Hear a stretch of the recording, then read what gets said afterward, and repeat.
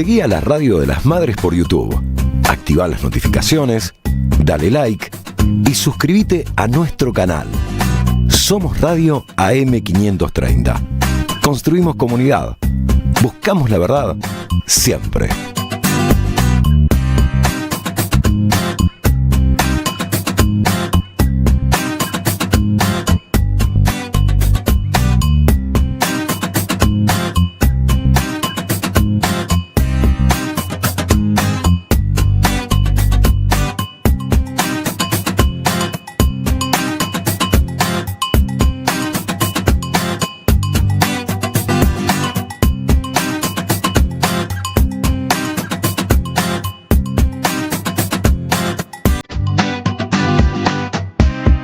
Somos Radio AM500. Muy feliz siempre, gracias por hacer el mejor programa de radio por lejos de la Argentina y quizás del mundo. Quizás haya un programa mejor en China, no lo conozco, no lo sé. Un abrazo grande a todos, un abrazo Dani, larga vida a Siempre Soy.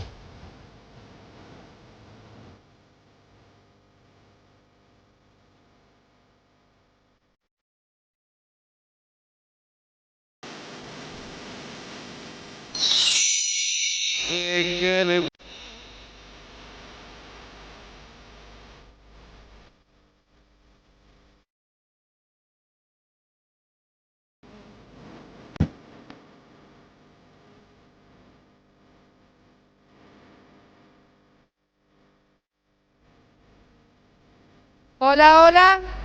Hola. ¿No se escucha? Es que no estábamos hablando. Cristina, tengas muy buenos días. Tengan todos ustedes muy buenos días. 10 horas 4 minutos. Arrancando la segunda mañana de AM530 aquí en la Radio de las Madres de Plaza de Mayo. En nuestra edición ya clásica de viernes de Siempre Soy. Cristina precisamente es un nombre que se está repitiendo mucho en los pasillos, en los correveidiles. Vos sabés que sí. Sí, Vos bueno, sabés que siempre, ¿no? Porque Vos sabés Cristina es protagonista de la historia argentina, pero además andan dando vueltas versiones que indican que la Corte Suprema estaría a punto de tomar una decisión con respecto a la causa vialidad que está allí pendiendo sobre el destino, sobre lo que sucede justo después del anuncio de Cristina de que va a participar en la contienda electoral en la provincia de Buenos Aires. Habrá que ver si es así o si se trata solo de una versión de algo que se está agitando.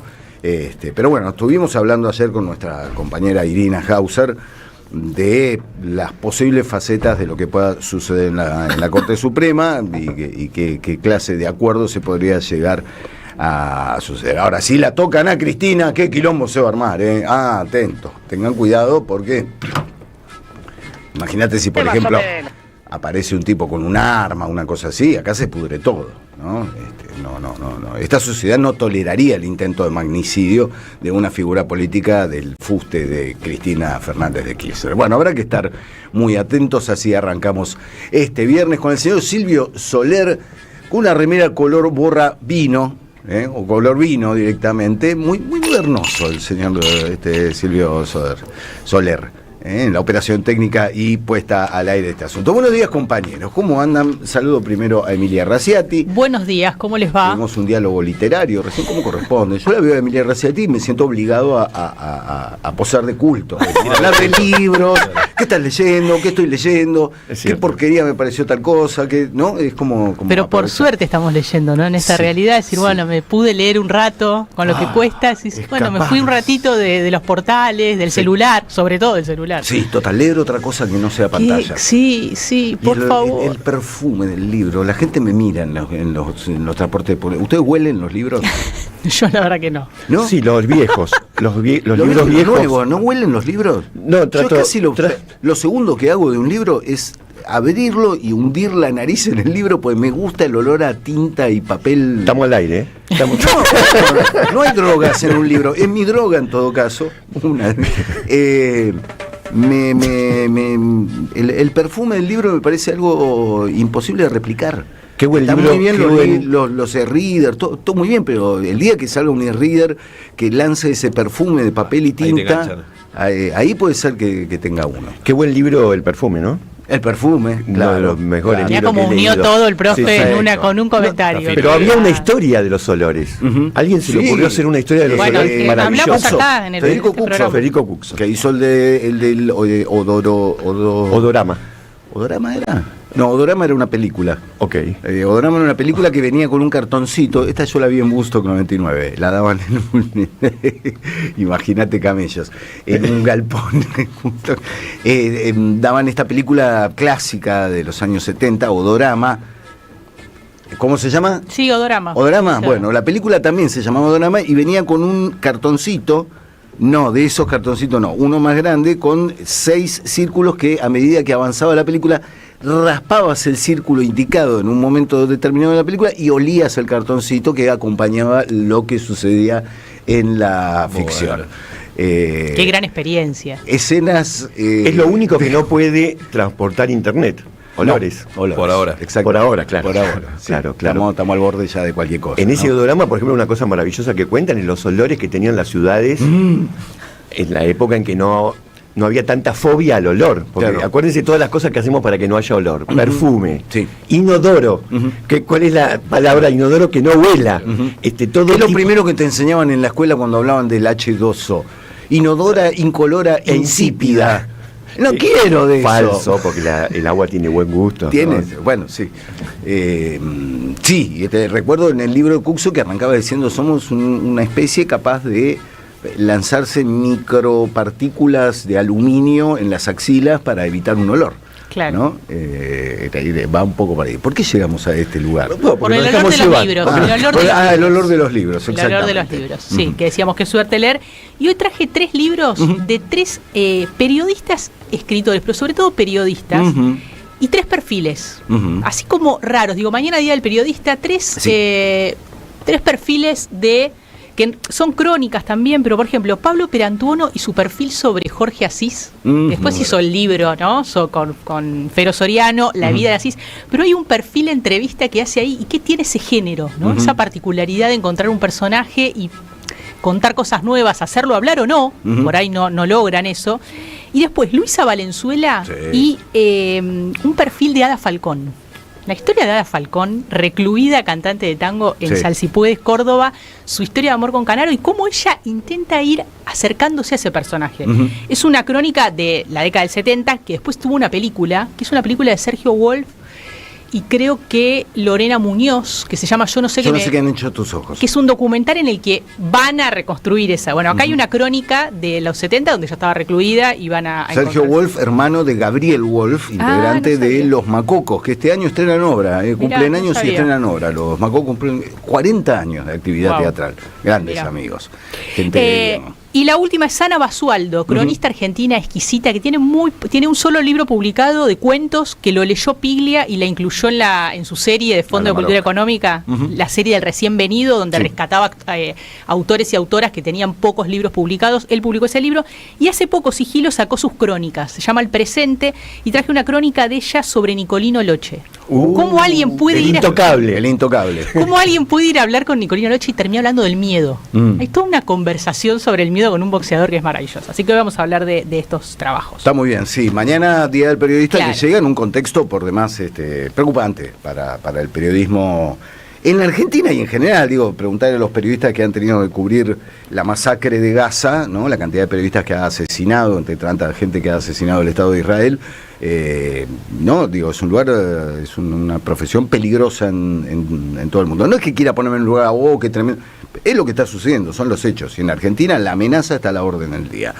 Tenemos a un compañero que, por ejemplo, en las últimas elecciones, mirá si te mandaban a cubrir el búnker de la Libertad Avanza. No salís vivo, Juan. Era como ir a Gaza, ¿no? Más o menos. Era un poco Sí, sí, así, total, ¿no? Era total. un objetivo móvil. Total, bueno, buenos días Buen para día, todos. Juan. Se viene, es verdad, se viene el día del periodista y ahí siempre la aclaración, ¿no?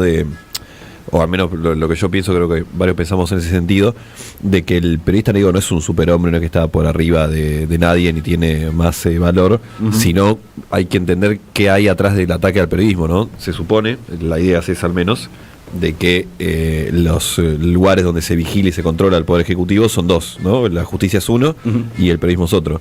Uno ve fenómenos de nueva derecha, están muy en boga en todo el mundo. Ayer presenciamos la primera guerra nuclear tuitera, o sea, la primera vez que por Twitter se da una guerra planetaria, todo el país estaba siguiendo, no estoy hablando de Musk y Elon Trump, pero Elon Trump, bueno. Ahí está. Se nota que es viernes, ayer hubo caroneta a la tarde, bueno, estoy entrando en ritmo, pero uno ve que todos los grandes fenómenos de nueva derecha siempre tienen a la justicia y al periodismo como blancos, no porque haya grandes hombres probos en sus filas, los hay, también hay los que no, pero hay algo, una vocación autoritaria, ¿no? Hay atrás, ayer Milei, Santiago Caputo y varios de esa banda compartían varios mensajes en las redes diciendo que había que cerrar el Congreso, que siempre arranca así, ¿no? ¿Viste? Medio en chiste. Y si cuando, pasa. Si pasa y te van corriendo la cancha, ¿no? Entonces, atrás del ataque al periodismo, y lo vimos de alguna manera muy jodidas en lo que va de este gobierno, ¿no? El caso más claro es Pablo Grillo, por suerte salió de alta hace pocos días, pero le pasó a Tomás Cuesta, que no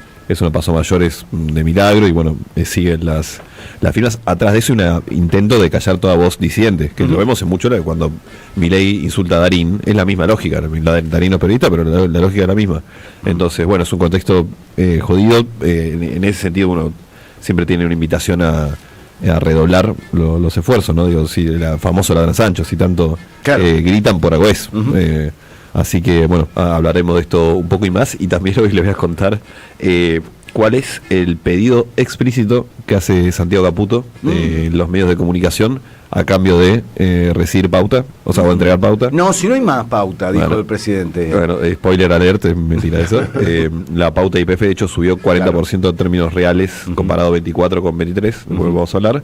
Que era algo que ya venía circulando, pero bueno, ahora lo contó uno de sus protagonistas, un famosísimo conductor de C5N, en su nuevo canal de streaming. Así que bueno, vamos a escuchar a él y bueno, ahí vamos a retomar alguna cosa. Pasó muy desapercibido, obviamente pasa cosas mucho más importantes en este país, ¿no? Pero habla un poco de que atrás de esta idea del periodismo ya fue, que es lo que dice Milei. Bueno, tanto no fue. Primero, pues pones mucha guita para callar algunas cosas, y segundo, pues haces con una de tus principales banderas a la hora de atacar. Milei, de hecho, hablando de viernes y determinada semana, Milei ya está en Roma, tiene una agenda cargada. Te habla un poco también del nivel que está manejando Milei a nivel política internacional, pues se le va a estar hasta el domingo que viene, no el otro, afuera, y se va a reunir con Netanyahu, con Meloni, con el Papa, mañana con el Papa, bueno, para matizar un poco, digamos. Con Macron, o sea, es varios foros que va a tener, prepárense. Siempre que Milei viajó, generó grandes noticias, sea porque va a ir a Israel. Yo en Israel les digo, va a ser un viaje particular, un tema místico de Milei ahí. La última que fue, ¿se acuerdan que tuvo esa especie de trance místico? Seguro, contamos el otro día esta idea de mudar ya oficialmente la embajada, así que lo vamos a seguir atentos, pero bueno, ya está en Roma, hoy se junta con Meloni, mañana con el Papa. O sea que en este momento la presidenta es Villarruel. En este momento la presidenta es Villarruel. Yo no quería cagarle en la mañana, pero inevitablemente, digo, Milei es presidente, ya, ¿no? Sí. Ya, claro, desfiles militares en toda la Argentina. Es lo que tenemos. El presidente Milei, cuando se va Milei, la presidenta Villarruel. Algunos de estos días, cuando tenemos un rato, vamos a hablar de Villarruel, pues se está moviendo bastante Villarruel. Está yendo al territorio, rearmó todo su equipo, llegó, una cosa llamativa, contrató asesor a Mario Russo, que fue el primer estratega de Milei, predecesor de Santiago Caputo, un tipo que, o sea, algún día podríamos hablar de su influencia en la Libertad Avanza, porque él es quien diseñó la Libertad Avanza. Caputo agarra algo que ya Russo había dejado armado. Básicamente la idea era copiar, pero exactamente, el Movimiento 5 Estrellas de Italia a Argentina, es muy parecido. Y Villarruel lo contrató, lo que ya es una declaración de guerra, porque terminó muy mal con Milei. Milei en varios discursos, ya incluso como presidente, lo ha insultado a Russo. Así que ya vieron como solo Milei, aparte, vos me contratás a mi peor enemigo y me están mojando la Nada que sorprenda, ¿no, Juan? Porque hay que acordarse en la misma campaña cuando Villarruel, inopinadamente y sin aviso, bueno, estas cosas se hacen sin aviso, te acordás que aparece con un logo personalizado. Sí. ¿No? Con un logo Villarruel, no Milei Villarruel, ¿no? O sea, ella, el que no supo ver eso, que estaba mirando para otro lado, pero es claro, el proyecto político de ella. Para ver cómo funciona la dinámica de la Libertad Avanza, ¿no? Que la idea que rige es, siempre se termina imponiendo lo que quiere la presidenta, que es Karina Milei, que nunca la quiso a Villarruel, no la quería de vicepresidenta. Milei, como pasó con Marra, como pasó con Kikuchi esté ahí, pero bueno, con otros casos de Milei los bancaba, Karina presionando, y en un momento se termina poniendo Karina. Eso fue sobre el final del 23, ya Karina la tenía marcada hace rato, pero sí, podíamos hacer un anecdotario. En estos días Santillán, la diputada, volvió a hacer noticia, bueno, entre otras cosas que pasaron en ese mundo, creo que lo hemos contado. Cállate, loca. Karina, peor, ¿no? Karina Milei un día la mandó a pegarle a Villarruel. En Pinamar, una recorrida, en un video que lo tiene en la cúpula de Libertad. Yo lo he visto físicamente y le pegó, no es que quedó en la nada. Un video ¿Ella que fue a pegarle? Sí. Wow. Sí. Y después de pegarle, cuando se en una recorrida, bueno, podríamos contar toda la escena, en una recorrida en Pinamar, la primera recorrida, enero de 23, ya Villarruel lanzaba como candidata a vicepresidenta a espaldas de Karina. Karina se entera sobre, o sea, primero Milei lo cierra, lo anuncia, y después se entera Karina, un gran lío, y bueno, problemas varios, y la manda para sacarla de la primera fila de la marcha, la manda a Santillán, que es una mujer grandota, corpulenta, con barrio encima, a sacarla, y para sacarla, 2 cortitos de atrás en la espalda, a la altura de los riñones, que Nicolino Noche diría bien, o sea, bien apuntado, es claro. Un lugar sensible. Y cuando se ha vuelto una patada de las que son de roja, ¿viste? Patada del tobillo. Sí. Y la leyenda, yo vi el video, o sea, eso lo vi, no sé escuchar, pero la leyenda dice que cuando se ha vuelta Villarruel, Santillán le dice bienvenida a la quinta sección, Vicky. Una cosa me parece de película clase B, ¿no? Claro. Bueno, de hecho, Villarruel se va de esa recorrida muy enojada, levanta todo, no es una caminata, después iban a Cariló, a Villa Gesell, y bueno, grandes líos, ¿no? Pero sí, una historia ahí. Como decís, hay un tema de proyecto, nunca pegaron esos 2 proyectos, claro. Obviamente. Ahí se lo pasa con Trump y más. O sea, no bueno, mencionabas recién esa guerra nuclear que se desencadenó ayer en Twitter, en X, ¿no? El nombre que le puso Elon Musk. Y a mí me trajo inmediatamente el recuerdo de la película que recomendé ayer, de anteayer, Mountainhead, la película de Jesse Armstrong, el director y productor y showrunner de Succession, que subió el pasado 31 a HBO, y que cuando ves esto que está sucediendo hoy entre Donald Trump y Elon Musk, bueno, casa mucho con el perfil psicológico que ves de los 4 megamillonarios en esta película. Se entiende mucho dentro de esa dinámica y esa competencia entre millonarios. Hay una escena muy gráfica en la película en la cual los 4 están subidos, van en motos de nieve hasta una suerte de gran mirador frente a las montañas. La película se hizo en Utah, en un lugar muy en el estilo de lo que acostumbramos ver en el paisaje del sur argentino. Y están los 4 ahí subidos y cada uno declara su patrimonio neto, lo grita a las montañas, se lo escribe en el pecho y establecen el ranking de quién es el 1, el 2, el 3 y el 4. Y tienen el 2, la gorra de capitán para el que es el segundo de patrimonio neto, la corona para el rey, que es el personaje que claramente es Elon Musk. Pero digo, ahí entendés esto que está sucediendo hoy entre Trump y Musk, en lo cual juega mucho el rasgo psicológico, eso que inevitablemente uno termina llevando a la reducción cuando ves el elenco que está gobernando la Argentina y dice, estos tipos están todos locos, están desquiciados, no pueden operar en esta zona de fantasía en la cual la realidad es un dato que no hay que prestarle atención. Se entiende mucho el perfil psicológico de los libertarios que gobiernan Argentina, los libertarios más locos del mundo, que usan el término libertario y después hacen acciones que van absolutamente en contra del sentido histórico del libertarianismo. Vos hablaste de esto, profe. Bueno, se entiende mucho ese rasgo cuando ves películas como Mountainhead, no siendo una gran película, pero enfocando en algo que es de una actualidad bestial, que es los magnates conduciendo los destinos del mundo, los millonarios comprándose la Argentina.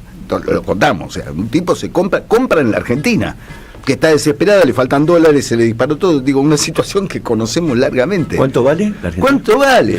No, ni siquiera hablando, o sea, pero lo dan con la naturalidad de un tipo. En ahora 12, se puede comprar en ahora. Claro, que ni siquiera, porque si uno de los tipos tiene un patrimonio neto de 220 mil millones de dólares, tranquilamente puede comprar este país, ¿no? Entonces, pero explica unas cuantas cosas de esta batalla que se empezó a dar ayer, en la cual le contaba a la gente, pues si no está al tanto, Elon Musk, que acaba de renunciar a su cargo de asesor con críticas a Donald Trump, sale a decir que el tipo está en la lista de Jeffrey Epstein, ¿no? El pedófilo, el tipo procesado por pedofilia, con toda una historia alrededor en la cual se enredaron varios nombres.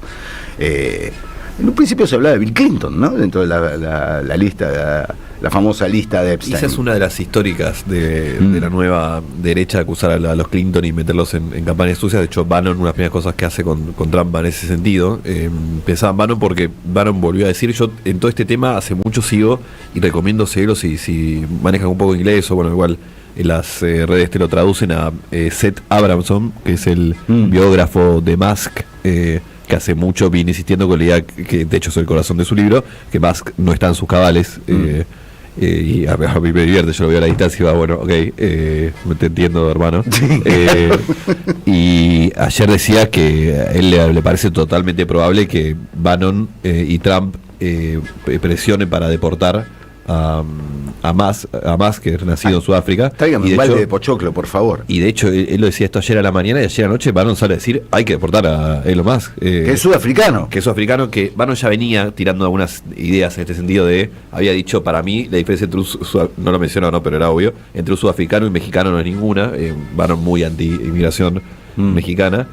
Así que se viene, ahí ya hay un tema donde se cruza el pochoclo tuitero con la política real y los negocios, ¿no? O sea, los chats de Estados Unidos tiene un problema y lo más, pero bueno, una contienda que venía gestándose del día 1, no pasó hace tanto que asumió Trump, fue en enero, pasaron unos meses nomás. Bueno, precisamente para charlar sobre este tema, para analizar un poco qué es lo que está sucediendo ahí, este nudo que se empieza a destrabar y esta bomba atómica que empieza a explotar en X, saludamos a Roberto Varga en el aire de AM 530 para ver un poco qué hay en esta novelita turca entre Trump y Musk. Roberto, buen día, ¿cómo andamos? ¿Qué tal, amigos, compañeros? ¿Cómo andan? Un abrazo para todos. Muchas gracias. Bueno, ¿qué explosión se produjo ayer en la red de Elon Musk, además, ¿no? Sí, la verdad es que, a ver, creo que incluso lo comentamos en distintas columnas, que era algo que iba a terminar mal, ¿no? Estaba condenado al fracaso porque, en el fondo, lo que encierra, lo que se ve claramente es una guerra de egos muy profunda. A ver, quiero corregirme, porque esto del fondo, no sé si sería el fondo. Creo que son las formas, ¿no? O sea, son personajes muy egocéntricos. El fondo es otro, muy distinto. Ahí habría que ocultar la cuestión de los negocios, la guita que se reparten, todo lo que está en juego.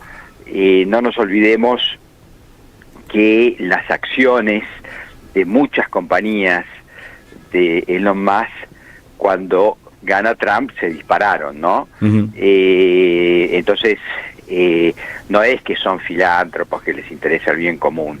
Eso, olvidémonos. No, claro. De acá van por otra música, ¿no? Están en una guerra de negocios. Después, Tesla, que es como el buque insignia, digamos, es el mascarón de proa, porque son los coches eléctricos, muchos de ellos fabricados en China, por parte de Elon Musk, empezó a caer la acción cuando él se iba metiendo en esta locura del Doge, que es la motosierra de Milei aplicada a la administración de Estados Unidos. Pero claro, resulta que en Estados Unidos, que es la primera potencia militar de la Tierra, existen intereses nacionales, que nosotros y nuestra burguesía los haya olvidado y los haya perdido, es otra cosa, pero en Estados Unidos existen. Entonces, eso empezó a generar cortocircuitos al interior del gobierno de Trump. La motosierra de Elon Musk, recordemos que Milei, en uno de los tantos viajes a Estados Unidos, le llevó de regalo una, ¿se acuerdan? Sí, fue el comparsa que le acercó la motosierra. Claro, que le hizo de comparsa en la bailanta, y el otro la agitaba como un loco, ¿no? Como un enajenado. Eso está bien, para el espectáculo, para el show es una cosa. Después, cuando la motosierra empezó a tocar temas sensibles, bueno, ahí cambió la perspectiva, empezó a haber cuestionamientos. Elon Musk empezó a tener guerras al interior del gobierno, por ejemplo, con quien ejercita de ministro de Economía. Bueno, ahí la pelea fue bastante fuerte. También un viejo fundador del movimiento MAGA, que de alguna manera es también creador de los ingenieros del caos, Steve Bannon, lo tenía cruzado, lo tenía apuntado y finalmente la guerra, como vemos, estalló con acusaciones además pesadas, ¿no? Claro. Es decir, recordemos que Elon Musk ahora le dice que, bueno, vamos a contar la verdad, el señor Trump está en la lista de participantes de la fiesta del señor Epstein. Recordemos brevemente, Epstein era un broker gigante de Manhattan que hacía fiestas sexuales con menores. Bueno, y Elon Musk lo acusa de que uno de los animadores de esa fiesta era Donald Trump, y que eso se ocultó. Y después le dicen, si mí no hubieras ganado. Recordemos que en estados muy importantes, que nosotros dimos cuenta el año pasado de cómo iba la elección, como Pensilvania, donde se jugó el famoso cinturón del óxido, los estados swinger que cambian y qué sé yo, y lo más donaba $1 millón por día. Hacía sorteos de $1 millón por día, claro, para quien votaran por Trump. Y como en Estados Unidos se puede hacer voto adelantado, eso se puede ver. Entonces, todo eso,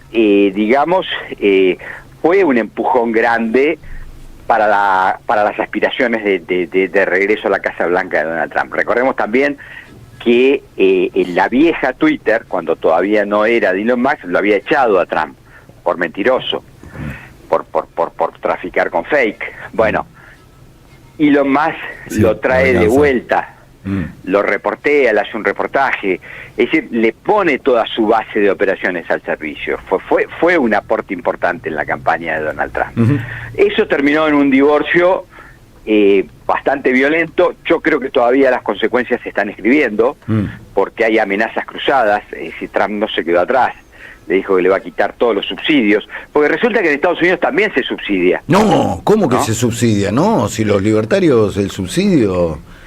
Por eso, tiene unos subsidios tremendos las empresas Elon Musk, ¿no? En la carrera espacial, en los programas de la NASA, o sea, hay guita del Estado metida en las empresas de Elon Musk. Bueno, todo eso entró en cuestión. Y después, bueno, ya contradicciones puras y duras de lo que Trump tiene en la cabeza de defensa de la producción nacional norteamericana, que entra en choque con los emprendimientos de Elon Musk, porque Trump quiere promover la industria de la automoción tradicional, que funciona con energía de fósiles, no con las renovables, no con las eléctricas. Eso está en contradicción. Y bueno, esa contradicción se empezó a visualizar en la vida cotidiana. Es decir, recordemos, por último, Fabre, que la explosión de la discusión en sí, lo que es como, digamos, lo que tensó definitivamente la cuerda, es el plan que tiene Donald Trump de temas impositivos, donde se le quitaban una serie de ayudas a la automoción eléctrica. Eso lo puso como loco a Elon Musk y la soga se cortó. Claro. Pero insisto, yo creo que vamos a ver más capítulos en esta pelea. Sí, como siempre, la definición entre lo que marca dónde va la aguja en la relación entre esta clase de personajes es siempre la misma, la guita. Lo único, acá no hablamos ni de convicciones ideológicas, acá es siempre un tema de guita. Fue antropológico seguir las repercusiones de este divorcio, para el mundo libertario es un divorcio casi entre papá y mamá. Claro, ¿qué hace el mundo ahora? libertario, allá no sé si, seguramente no, y no se los recomiendo, pero en la misa, en el house organ de este mundo, el programa de Gordo Dani y compañía, era el tema de debate, claro. Y sorprendentemente se inclinaron, o sea, con matices, negando que Trump haya estado en la lista de Epstein, bueno, alguna cosa más, pero claramente predominaba el apoyo a Elon Musk, con alguna lógica que son todos tuiteros, lo que están ahí después recompartidos, ¿no? Pero era muy curioso, como no sabía muy bien dónde posicionarse, intentando bajar el tono, como si fuera una interna, viste, del propio espacio, ¿no? Lo vivían. Pero es muy a propósito curioso del tema, Juan, sí. A propósito del tema, hay una nota de hoy de Clarín que lo consigna claramente. Es decir, Clarín hoy trata el tema, como lo están tratando todos los medios, por supuesto, lo manda en portada, pero adentro hay una nota especial explicando la dificultad que tiene Milei que es dónde se pararía ahora, digamos, ¿no? Porque recordemos que el puente de plata, supuestamente a este nuevo mundo, era el señor Elon Musk, pero quien le resuelve los quilombos con el Fondo Monetario, es Trump. es Trump. Entre otras cosas, no pasemos por alto, le acaban de resolver una revisión que no aprobaba, no sé, se sacaba un 3 y iba directo a diciembre porque no pudo juntar los 5.000 palos de compromiso que tenía en este mes de junio, entonces directamente la búlgara no manda a nadie del Fondo Monetario este mes, le hace la vista gorda, esas cosas se las arregla Trump. Entonces es una posición difícil la de Milei, porque ¿quiénes somos los mejores amigos ahora? ¿Uno o el otro, no? Es una situación comprometida. Yo creo que tienen que tener así 2 días a la semana y un fin de semana salteado con Donald, y 2 días a la semana y un fin de semana salteado con Elon, para que no extrañe a ninguno de los El tema que hacemos con los perros, Fabre. Los perros. Bueno, los perros ya sabemos que están allá en el paraíso. Está muerto, bueno. está muerto. Está muerto ese perro. Digámoslo una vez. Deje de patear lo que está muerto. Roberto, que tengas un gran fin de semana. Un fuerte abrazo, amigues, ahí a toda la mesa. Buen fin de semana. Chau, chau. Hasta luego.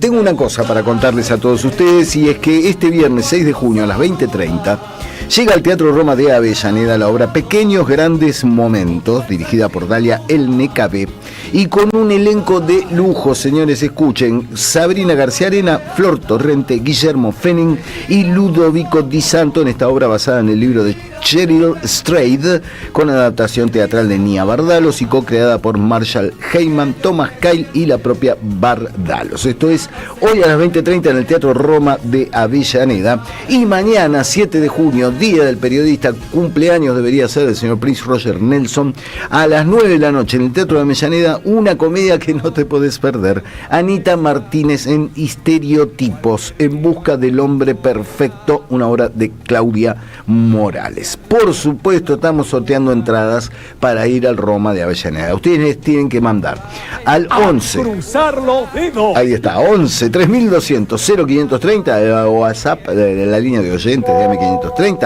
Ponen nombre, apellido y DNI completo, por favor, y ponen su preferencia. Pequeños, si quieren ir esta noche, o Estereotipos, si quieren ir el sábado. El profe me mira como diciendo, es muy difícil eso. Pequeños.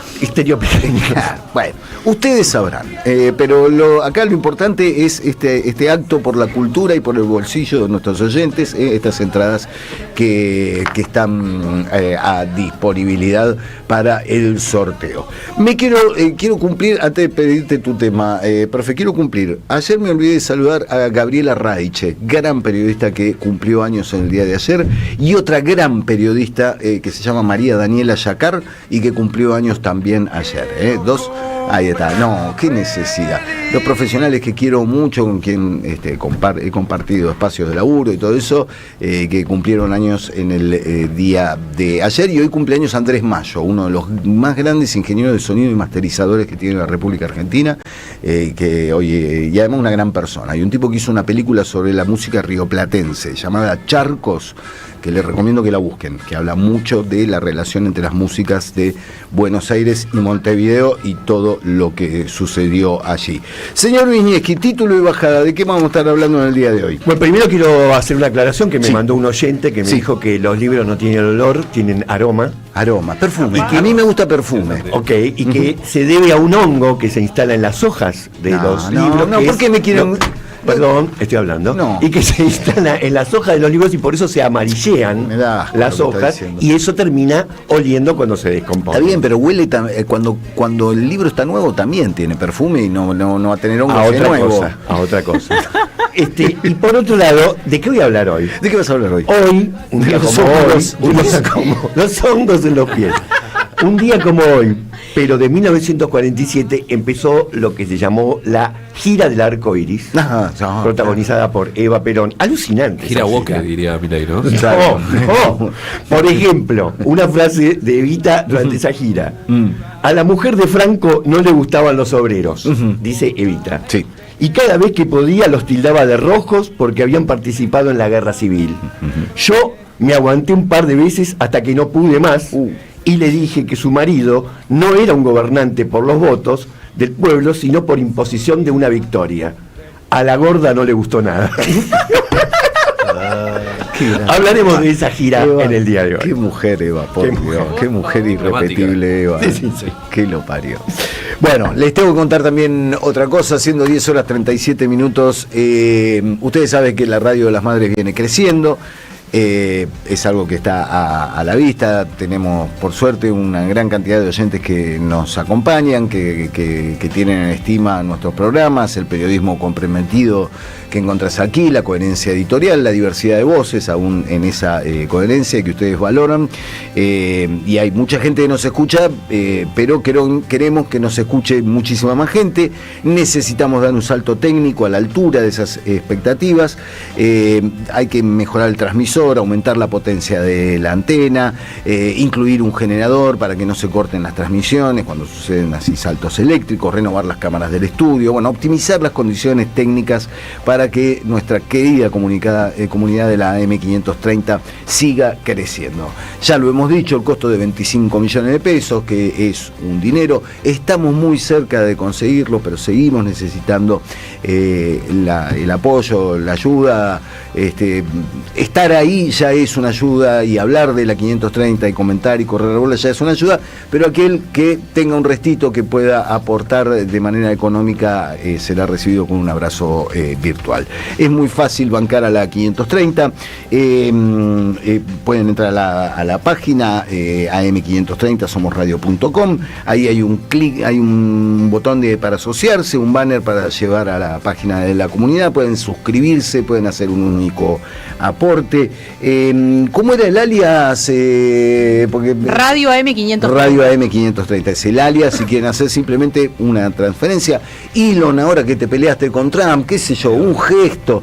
¿Qué pueden ser 25 millones de pesos para Elon Musk? Es lo que tiene en el bolsillito de atrás. Con lo que sale, con lo que el no día de igual esta gente no sale con plata, es buenísimo. Seguro, ¿no? Lo veías en Succession, claro. lo ves en Monte, hay gente que no necesita dinero en el bolsillo. O sea, ya se mueve en un ecosistema en el cual todo sucede habitualmente. Bueno, eso, asóciense, hagan el aporte que puedan, que esté a su alcance. Estamos muy cerca de conseguirlo y sería un gran punto para nuestra radio, para lo que significa esta especie de isla en medio de un mar embravecido de fake news, de inventos, de informaciones tendenciosas y todo eso. Sí, Pinus, me hiciste un gesto y no lo entendí. Y voy para allá.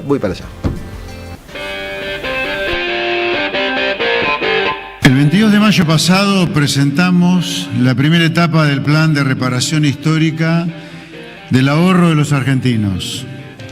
Hoy presentamos la segunda etapa de este programa. Se trata del proyecto de ley Principio de Inocencia Fiscal, que esta administración está enviando al Congreso. El contenido de este proyecto de ley consiste en un cambio de régimen en materia tributaria. Vamos a abandonar el régimen persecutorio en el que la legislación y la ex-AFIP presuponían que todos éramos culpables, y pasaremos a un régimen de enfoque recaudatorio donde todos somos inocentes, salvo que Arca demuestre lo contrario. Para nosotros tiene que regir el principio de inocencia fiscal. Por eso, el objetivo de este proyecto es blindar al ciudadano de bien que ahorró y preservó su ahorro del descalabro de la maldita casta política, para que tenga la posibilidad de formalizar ese ahorro sin que lo persiga el fisco. José Luis Experta hablando de casta política. Bueno, este país, los grados, los niveles de lisergia, ya el principio de inocencia fiscal a mí me supera, pero nos lo va a saber explicar mucho mejor nuestra compañera Valentina Castro. Buenos días, Valentina, qué lindo, ¿no? ¿Cómo pelan conceptos así locos alrededor de la economía, ¿no? Sí, bueno, venimos del plan de reparación histórico de tus ahorros. Así que partiendo de esa base, ya nada nos puede sorprender. Bueno, pero... ¿y en qué consiste esto de la innovación? Bueno, un poco lo explica Expert, que Expert además pone la jeta porque está empezando a juntar votos, ¿no? Sí, bueno, efectivamente el gobierno anuncia esta segunda etapa de lo que era el proyecto para incentivar el uso de estos dólares supuestamente que tenemos los argentinos y las argentinas en el colchón, bajo este nombre de régimen de inocencia. Y lo que hace es establecer nuevos pisos para la investigación, para todo lo que es evasión, y por otro lado lo que hacen es detallar el blindaje del régimen simplificado del impuesto a las ganancias, ¿no? Básicamente hacen una actualización de los montos de los delitos del régimen penal tributario. Es insólito. Básicamente ahora dicen, bueno, podés evadir, podés fugar, podés hacer transacciones sin necesariamente tener que alertar a AFIP por montos mayores a los que antes lo podrías hacer. Claro. Es un poco eso, básicamente. Vení a evadir a la Argentina. Exactamente. Por ejemplo, para lo que eran los casos de evasión simple, el monto mínimo involucrado por impuesto y por ejercicio anual era de 1,5 millones de pesos, ahora es de 100 millones, para que tengamos dimensión de eso. Genial, ya sé qué hacer. Y después, por ejemplo, había conductas que eran consideradas evasión agravada, con mayores penas previstas, que el monto antes tenía que superar los 15 millones de evasión, y ahora tiene que superar los 1.000 millones. O sea, básicamente les amplían el rango para evadir. Claro. Sí, sí.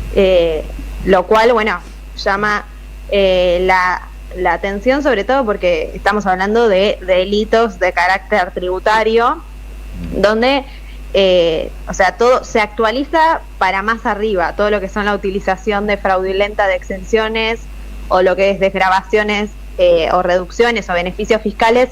El monto, por ejemplo, era de 2.000 millones de pesos, ahora pasa a 200.000 millones de pesos. O sea, les pongo montos para que tomen dimensión de cómo se amplía el régimen. Y esto quiere decir que cuanto más evadas, menos te van a investigar, básicamente. Ahora, Valentina, esto ¿cómo juega con el dato que contabas ayer de la caída por demás preocupante de la recaudación fiscal interanual?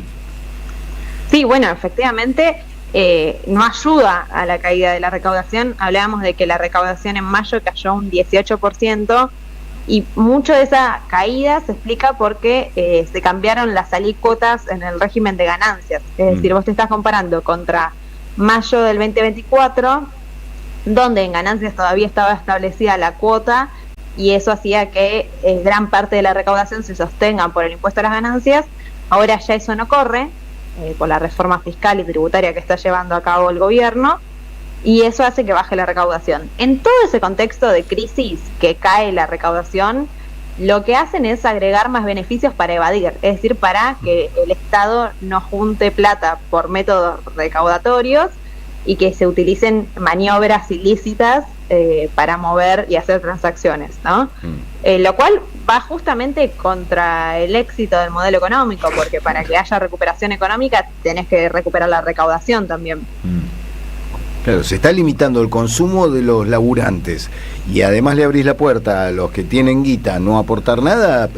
Parece un tiro en el pie del mismo equipo económico del gobierno, ¿no? Es decir, a ver, ¿qué otro obstáculo nos podemos poner para que esto estalle antes de octubre? Un asterisco que lo escuchaba Spert, y siempre quiero recordar que aparece Spert, que todo el 2022 y todo el 2023 Javier Milei decía que Spert lo había querido sobornar con $300.000 de Larreta para que baje la candidatura, que era algo que además repetía mucho el círculo de Milei, o sea, en público, digo, pero no es que lo acusaba, no es que era un tiro negro, vino, me puso una valija, o sea, literal, y Milei lo decía así, una valija de $300.000 arriba de la mesa, lo cuenta en una entrevista con Fantino Neura, que le había dado Larreta con la tuya para que se baje la candidatura. O sea, una acusación seria, hace mucho tiempo. No, pero lo que lo está acusando es de poca guita, ¿no? Probable. Por esto no, por este monto no. Claro, totalmente. ¿Valen algo más? No, y por último también todo lo que hace es impulsar reformas en lo que es el Código Civil y Comercial, sobre todo que tiene que ver con las penas de no cumplir con las regulaciones de AFIP, de lo que hoy es ARCA. Entonces, por ejemplo, penas que eran o prescripciones que eran de 10 a 5 años pasan a ser de 2, por ejemplo. Entonces digo, si evadís y encima te excedes del monto permitido, bueno, la pena no va a ser tan grande como antes. Hay un monto Es un poco permitido esa para la evadir, lógica. claro. Sí, está bien. Claro, amplían los montos permitidos para evadir y también reducen las penas Claro. si vos te excedes de ese monto. ¿Por qué no evadir? Claro. Exactamente. Héroes, es darle una palmadita en el hombro a los héroes. Digo, en o sea, la ley. pasaríamos a ser una guarida fiscal, básicamente. Vieron que siempre vemos esos casos de los Panama Papers, o de Delaware, o de Suiza, o de Reino Unido. Bueno, Argentina, si seguimos en este esquema, va a estar dentro de esas opciones. Argentina Paper para todo el mundo. Valen, que tengas un gran fin de semana. Nos encontramos la semana que viene. Muchas gracias, nos vemos. Un abrazo. Valentina Castro, NM530. La seguridad de tus valores y tu tranquilidad resguardadas en el mejor lugar. Ingot, la empresa líder en servicio de alquiler de cajas de seguridad privadas, cuenta con la más moderna tecnología, mayor seguridad y la mejor atención. Encontralos en Microcentro, Nordelta, Córdoba, Punta del Este y ahora también en Avenida Gaona y en Nuevo Quilmes Plaza. Más información en www.ingot.com.ar. No se puede vivir del amor. Todo eso aparecerá en el Anthology de Siempre Soy, las grabaciones ocultas, ¿no? Las cosas que decimos. Los cuadernos de Siempre Soy. Los cuadernos de Siempre Soy. Che, les quiero recomendar algo. Mañana, a las 20 horas, en mi segundo hogar, que es un lugar muy bonito, tengo muy bien ambientado, se llama Niceto Club. Incluso ya empieza, hay fines de semana que es mi primer hogar, Niceto Club. Bueno, mañana está La Que Te Cumbió. Que es cumbia, pero cumbia power, cumbia potente, de esa que te pasa por encima, con temas propios, con reversiones de Damas Gratis, de Gilda, digo, todo lo que se necesita para animar, ¿no? Un sábado a la noche. Una vida, porque esa música que la puedes escuchar y te cambia el día. Sí, no sé, yo te lo escucho solo en ciertas determinadas situaciones. Por ejemplo, un sábado a la noche, no tengo ningún problema. Con un carnecito en la mano. Claro, y como previa, porque 20 a las 8 como temprano, como primera movida de un sábado salvaje, ¿no? Para los jóvenes. El rock and roll que maneja Fabregate. Sí. Yo Sábado salvaje. No, yo tengo fines de semana de por lo menos 2 shows, 3 shows. Tengo doblete, cuando son shows así a las 8, me voy a Niceto a las 8, después por ahí termino en Lucille o en Stramer, los bares de la zona donde actúan artistas del rock independiente. Eso es rock. Es que hay que mantener, si no, viste, te la arañas en un rincón, no sé, es una costumbre que no Yo puedo. tengo telarañas en un rincón. No, porque por ahí decís Sueño un con recital telarañas. por fin de semana. Sí, no, yo vos decís tengo no, es de a una dos, rutina. yo generalmente, si hay algo que me interesa, no es que voy a ver cualquier cosa porque sí, porque tengo que salir. Pero generalmente hay cosas interesantes para ver en esta ciudad. Entonces, si es mi terreno, digo, es lo que he hecho. Sí, y además son recitales en lugares disfruto. cómodos, La paso lindos, bien. ¿no? No es que vas a un... Bueno, pero Niceto sí. Pero por ejemplo, Otro recital lugar- en estadio, que tenés que trasladar, todo eso es una movida que A con la mí me- edad y el paso del tiempo decís, bueno, A te mí me quedás. atrae mucho más un show en el Stramer Bar que en la cancha de River. Por eso, sin duda. sentadito ahí tomando algo. Del de los piojos en el parque de la ciudad, que fue la primera vez que fui. Sí. Y siento que caminé como una peregrinación a Claro, Luján. las Fue- piernas no quedan igual, No, o aparte sea, hay que es recuperarse. de difícil acceso, o sea, Sí, el auto ya está al lado, podés caminar 50 cuadras, 50 para entrar, 50 Bueno, para salir. No vayas nunca al Cosquín Rock porque te dan patatús, ¿no? Porque tenés que caminar 8 cuadras de un escritorio, de un escenario al otro, ¿no? Entonces, bueno, mañana, entonces sábado 7 de junio a las 8 de la noche en Niceto Club, La Que Te Cumbió presenta Arde, su nuevo disco. Y si andan por la zona, porque no queda muy lejos de allí, pueden ir, por ejemplo, al abasto de Serrano 461, uno de los eventos, abastos, no eventos, de ECAS, de la empresa cooperativa de alimentos Soberano, que está allí en Villa Crespo, está también en Díaz Vélez 3761, está en Monte Grande, en Arana 293, y en La Matanza, en San Justo, en Monseñor Bufano 2201. ¿Por qué deberían ustedes ir a ECAS? Porque, a ver, por ejemplo. Hay Y amigos. porque, Por ejemplo. además de que hay gente, de que hay un proyecto ahí que a uno le gusta apoyar, que es el el trabajo cooperativo de 60 familias, además de eso, podés encontrar un kilo de peras a 750 pesos. Y están buenísimas las peras, además. Bien. Pero, digo, andá, fíjate, a ver si en algún otro lado encontrás un kilo de pera 750 pesos. O un kilo de batata 500 pesos. Un kilo de cebolla 350 pesos. La papa negra. Que la papa negra, viste, que no la cepillaron. La ponía abajo del agua, la limpié y es una papa. Una papa blanca. Es una papa, no puede pasar a ser una papa, lo que fue siempre. Bueno, la papa negra, escuchá, un kilo 350 pesos. Ah, bueno, pero eso es dumping. No, es papa. Bueno, además hay promociones en los panificados de la santiagueña. Es muy rico el pan de la santiagueña. Sí. Yo siempre me llevo el cuando pan voy acá, lactal. me llevo el grandote, ¿viste? Ya probaste el chiquito, ahora probá el grandote. Es así el cacho de. Porque es sabroso.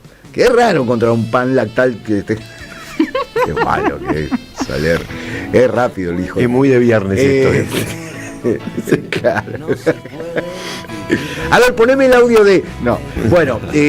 Bueno, tienen promociones en los panificados de la santiagueña, está bonito. Y les quiero repetir: tomate cherry, que en algunos lados viene en el camión de caudales. Bueno, un cuarto kilo de tomate cherry, 350 pesos. Genial. No vas a encontrar un cuarto kilo de tomate cherry a 350 pesos. Y además,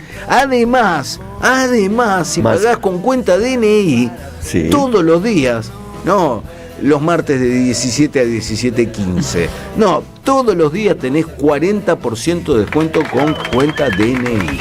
Busquen todas las ofertas, todo lo que necesiten saber está en las redes de ECAS, que son @somosecas, y nos lo van a agradecer y después van a comer papa de todo. Tomate cherry. Flan de papa y tomate cherry, sí. ¿Por qué no? Sí, bueno, era lo que había en la heladera. 10 horas 54 minutos, 53, 54, da lo mismo, segundo más, segundo menos. Vamos a hacer una pequeña pausa. Yo me voy a ir a buscar un café Bantú, a quien agradezco, el café de la radio, el aroma de la radio, perfume a libro, perfume a Bantú. Y mientras todo esto sucede, ustedes escucharán un breve interludio comercial y retornaremos al aire con Siempre Soy. Gracias.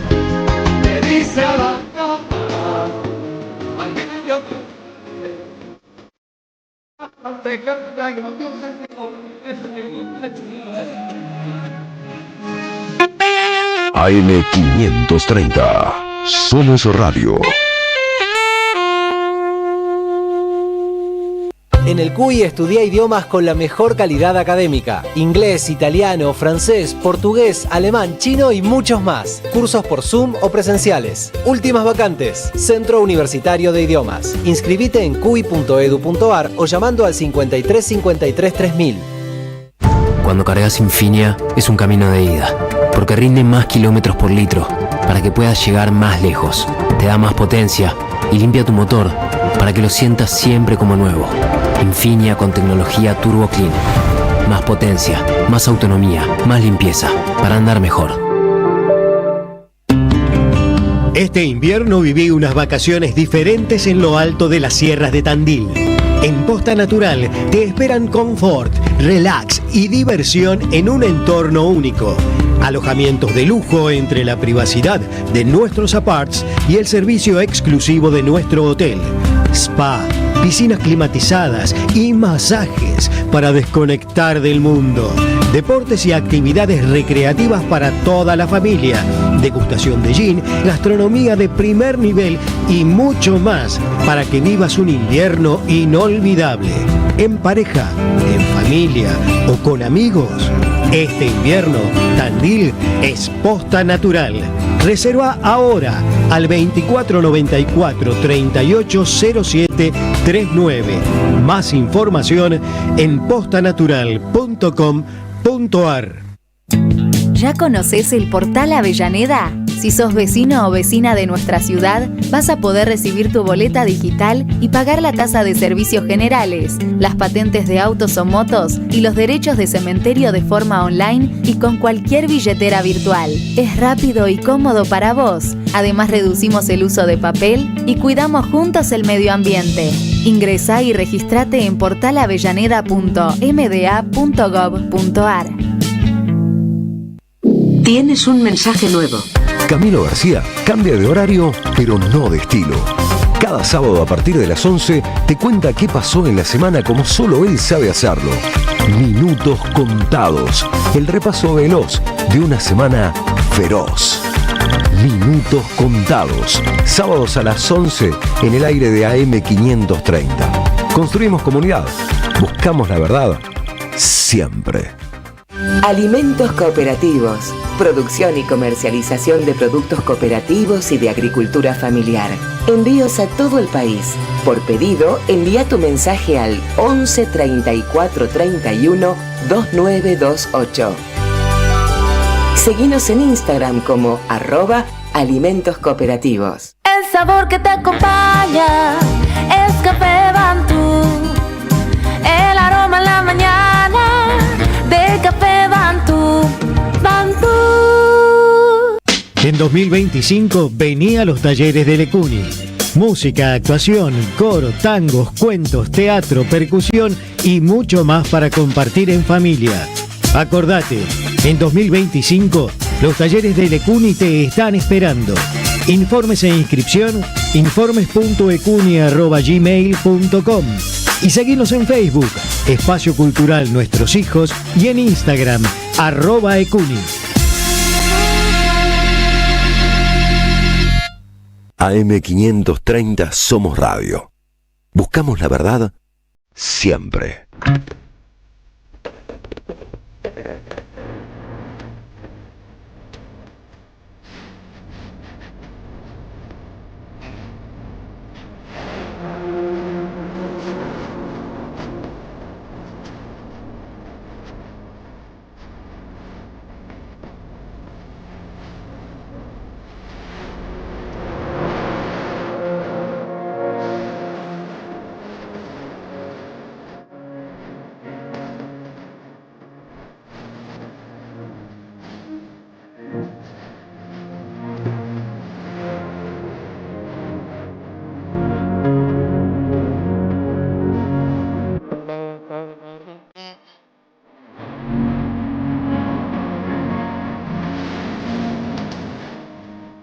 Lo que estás escuchando es el muchacho Milo J, Camilo Joaquín Villarruel, una de los más tantuonos de la escena de la música urbana, un pibe muy joven, 17, 18 años, que ayer dio el segundo de los 4 conciertos que totalizan el Movistar Arena, agotados los 4, llenos hasta la manija. Un pibe que se está corriendo de la escena turn-up sin renegar de ella, coincidió y algo dijo en uno de los shows con aquella famosa ya frase de Charly García de hay que prohibir el autotune. Él está empezando a no utilizar el autotune, que se está volviendo un recurso ya aburrido, más allá del juicio estético que pueda una hacer. remera que diga claro, abajo el claro. Odio el autotune, había dicho, ¿cómo era? El día que hay que prohibir el autotune. Así lo dijo. Hay que prohibir el autotune, dijo Charly García. Milo J, yo lo señalé cuando empezamos a hablar de este muchacho el año pasado. Es un pibe que claramente creció escuchando folclore. Y de hecho, en las presentaciones en el Movistar, tiene pasos folclóricos. Hizo una chacarera. Está cruzando mundos de una manera que resulta atractiva al público de la música urbana, que también por ahí se aburrió un poco de siempre el autotune y empieza a buscar otras facetas. Esto explica los 4 Movistar Arena llenos de Milo J, o el suceso del mismo Dillon, que se corre más hacia el lado del rock, si querés, ¿no? Pero digo, gente que está buscando otros matices dentro de una escena muy explosiva que generó un montón de figuras, pero que, como le sucede a cualquier escena de cualquier estilo, en algún punto necesita una renovación, necesita ofrecer un matiz diferente. Pero ¿qué es lo interesante? ¿Y por qué traigo el tema de Milo J? Porque hay que recordar lo que sucedió en el Espacio de la Memoria el año pasado. ¿O este año fue? No, este año. Este año. Este año, cuando Milo J, no un show, porque se habla mucho del show suspendido, no fue un show. Él convocó a la escucha del disco que está presentando en el Movistar Arena, el 166, la retirada, 166 Deluxe retirada. Y inmediatamente Baños, el supuesto secretario de Derechos Humanos de la Argentina, hizo todo lo necesario para impedir la realización de esa escucha. Mandaron las fuerzas de seguridad a amedrentar chicos y adolescentes que estaban haciendo cola en la ex ESMA. Y esto ya te marca un rasgo. Y esto es un rasgo interesante, porque en los shows en el Movistar Arena, Milo J está arrancando con un video contando toda la historia de lo que sucedió en la ex ESMA. Irregular. Y hablando de del autoritarismo de este gobierno, del irrespeto por los derechos humanos, a lo cual la respuesta de un Movistar repleto de pibes fue: Milei basura, vos sos la dictadura. Y ahí es donde a mí me parece que está sucediendo algo interesante, porque estamos de acuerdo, lo sabemos, ¿no? Ya es casi un concepto sobre el cual trabajamos todo el tiempo, dándolo por conocido y sentado, que esa es la base electoral del mileísmo, ¿no? Que Milei llega a la presidencia con un montón de jóvenes seducidos por este outsider de la política y todo eso. Eso lo ves en los shows de artistas muy representativos de la escena urbana y con un arrastre muy importante de interés público que fue la base electoral de Milei. Pibes que van al show, pibes y pibas, que van a los shows de Dillom, que van a los shows de Milo J. Dillom es otro que no se ha callado, dijo hay que matarlo en la plaza Caputo, se comió un proceso judicial que después fue desdeñado, no se siguió con esa causa, habló contra Milei en el Cosquín Rock de este año, no, en el Cosquín, en el Quilmes, y encontrando en el público una respuesta aprobatoria. No es que el público dice, no te metas con Milei. Está habiendo un viento de cambio entre esos pibes que se dejaron seducir por una propuesta, pero empiezan a ver rápidamente los efectos de esa propuesta en el gobierno. Te sumo un asterisco de fondo que estamos hablando acá, es un ejemplo más de listas negras que el gobierno tiene, de callar las voces críticas o disidentes. En estos días se conoció que a Verónica Gómez, que es una gran artista, le levantaron toda una muestra, o sea, ella exponía un cuadro en la embajada argentina en China, una muestra de 12 artistas, la mitad argentinos, la mitad chinos, una cosa de encuentro así internacional, una obra absolutamente apolítica, una obra de arte, y levantaron a 2 días de inaugurarse, como ya está toda la obra puesta, toda la muestra, porque ella en el 2024 había pintado dos o tres cuadros críticos de Milei, y Cancillería ordenó levantar toda la muestra por el nombre de Verónica Gómez. Claro. Una cosa muy impactante que también habla de cómo se ha corrido la ventana de Overton y a lo que nos hemos acostumbrado. Claro. En otro momento hubiera hecho un gran escándalo que Cancillería levante toda una obra por una artista crítica que había hecho hace 1 año y medio un cuadro de Milei, ¿no? Una cosa respeto por el proyecto de vida del prójimo. Sí. Eso decía, ¿no? Cuando rezaban el manifiesto liberal. Eso lo abandonaron igual, ¿no? Ya todo. De hecho, el otro día en el conversatorio con Tonietti y Esturga, que está subido en YouTube, lo pueden ver, hablamos de la imagen, el espectáculo La Libertad Avanza, y un giro que vos podés seguir el giro autoritario de Milei a través del giro en las imágenes de cómo Milei se representa a sí mismo, pues pasaste de él que bailaba cumbia y hacía chiste con Yayo al Milei, los cuadros de Milei, ¿no? Ahora el Wolverine, el gigante, el modo Chad, o sea, claro. Incluso la imagen cambió. Pero bueno, fue tremendo lo de Verónica va en esta línea, ¿no? De levantar. Es un poco lo que venimos hablando, ¿no? Este gobierno está sobregirado y está convencido que puede apretar el acelerador a fondo porque le han permitido, ¿no? Los propios y los aliados que ha encontrado en el camino. Lo han llevado a este lugar medio aséptico en el que creen que efectivamente pueden hacer cualquier cosa y atropellar y llevarse todo por delante sin consecuencias. Bueno, ojo, lo que está sucediendo en los shows a los cuales la gran mayoría de un público muy numeroso, shows de Dillom, de Milo J, ni hablar de los de Lali, ¿no? Lugares donde está la base electoral del mileísmo, se está expresando algo muy negativo, que esta gente no registra porque está convencida que puede seguir apretando el acelerador de fondo. No es que esté siendo especialmente ingenuo y creyendo que todo ese público le va a votar en contra en las próximas, pero hay que saber percibir también los vientos de cambio, los cambios de clima, el cambio de mirada de ese público siempre atractivo, porque es el primer votante y por ahí, ¿no? Ese es uno que podés sumar a tu espacio político, puede irse para otro. Me parece que hay un signo ahí, me parece que se está expresando algo y me parece importantísimo que un pibe de 18 años de la escena urbana y de todo ese palo levante la bandera de los derechos humanos en 4 Movistar repleto. No me parece menor en este momento en el que están queriendo arrasar con todo lo que tenga que ver con la lucha por los derechos humanos.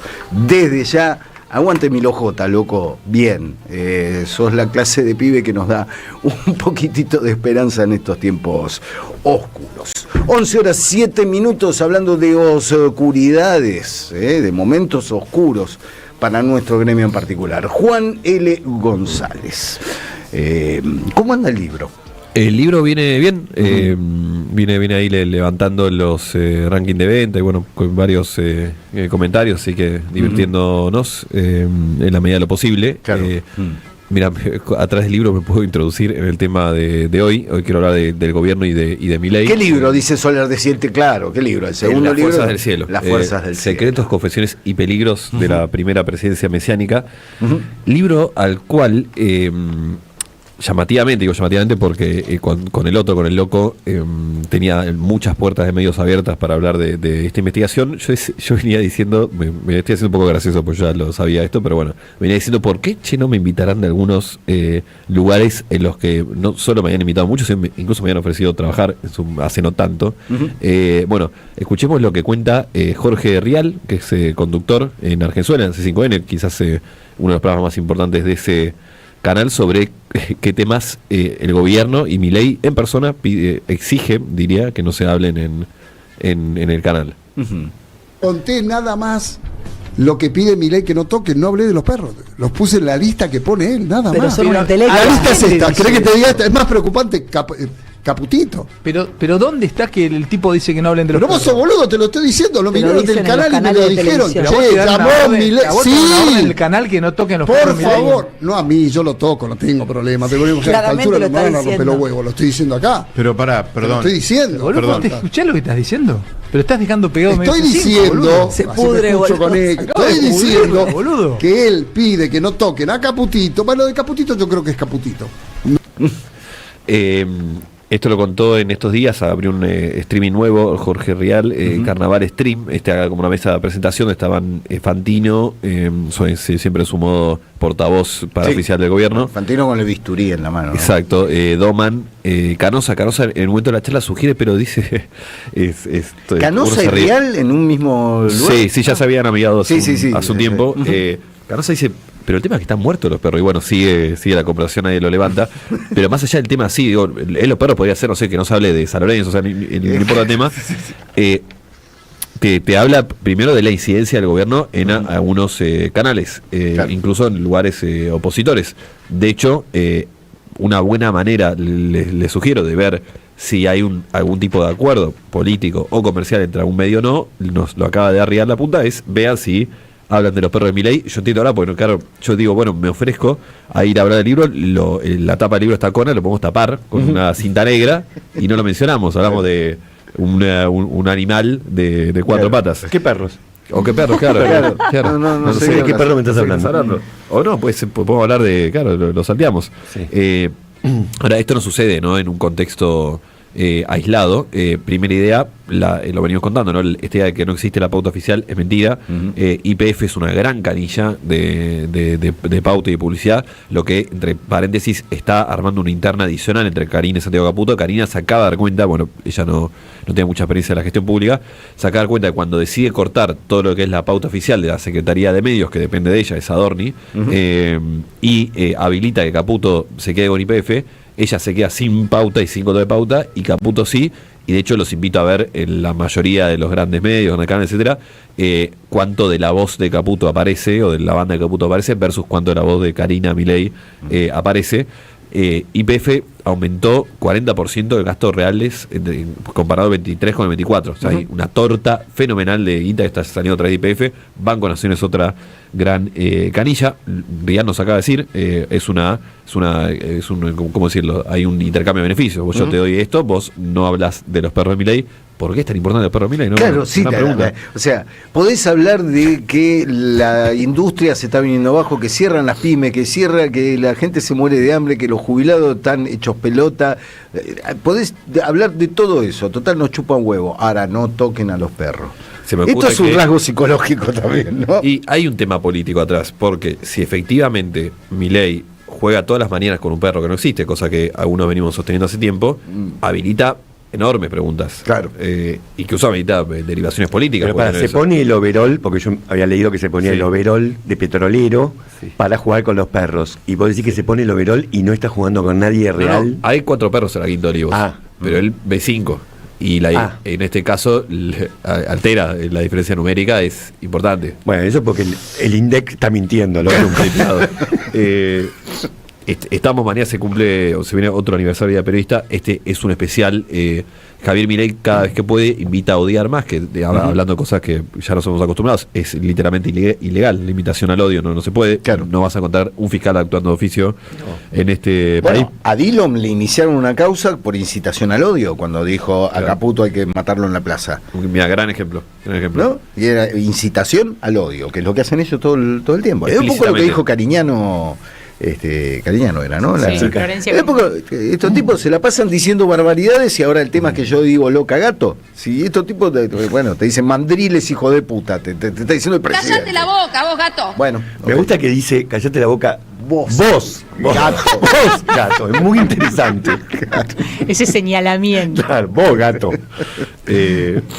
Bueno, Milei, invito a odiar y explícitamente, y lo tenés a él, tenés a Luis Caputo diciendo que va a desaparecer el periodismo, un verbo no casual. No, claro. El gordo Dan que pide meter presos a periodistas.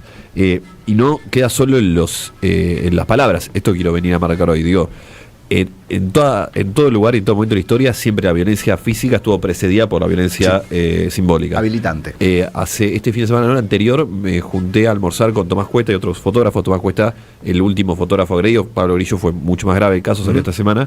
Y me contaba Tomás una cosa que para mí es muy impactante, que es que todos habrán visto la imagen, lo detiene, le pisa la casa, se lo llevan. Pones la rodilla en la cabeza. Se lo llevan al estacionamiento de Congreso, donde estaban los móviles, donde siempre mandan a los detenidos antes de trasladarlos, y cuando lo tiran adentro del camión, él ve como los mismos policías que lo habían tirado sacan el celular, ya estaba ahí en el camión esposado, sacan el celular y empiezan a ver Twitter, como, o sea, primera idea, digo, los policías nos puede caer mal, pero son seres humanos igual que otros, y hacen lo mismo que hacemos nosotros, tiene un rato, bueno, empieza a ver Twitter, y ahí empieza a ver las repercusiones, obviamente ellos estaban en el acto y no lo habían visto, y primero se impresionan y se empiezan a reír, che, mirá como, esto me lo cuenta Tomás que estaba ahí, y dice, mirá cómo lo aplastaste, mirá, lo pisás acá, hasta que uno descubre quién era Tomás, y dice, che, pará, este labura para Amnistía, es un zurdito erróneoso, te lo merecías vos, zurdito, lo empiezan a verduguear.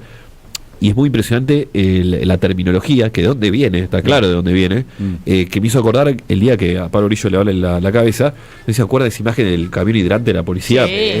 Zurdos, vengan. Exactamente, ahí tenés, digo, los policías que no solo están con la mano liberada gracias al protocolo antipiquete de Burrich, que cambió fuertemente la legislación, sino que están alimentados de. Y lo mismo, digo, los tipos llegan a ver Twitter y ven a Milei diciendo hay que odiar más a los periodistas, son como boxeadores que les gusta pegar y ser violentos, ahora se tiene que bancar de vuelto, textual de Milei.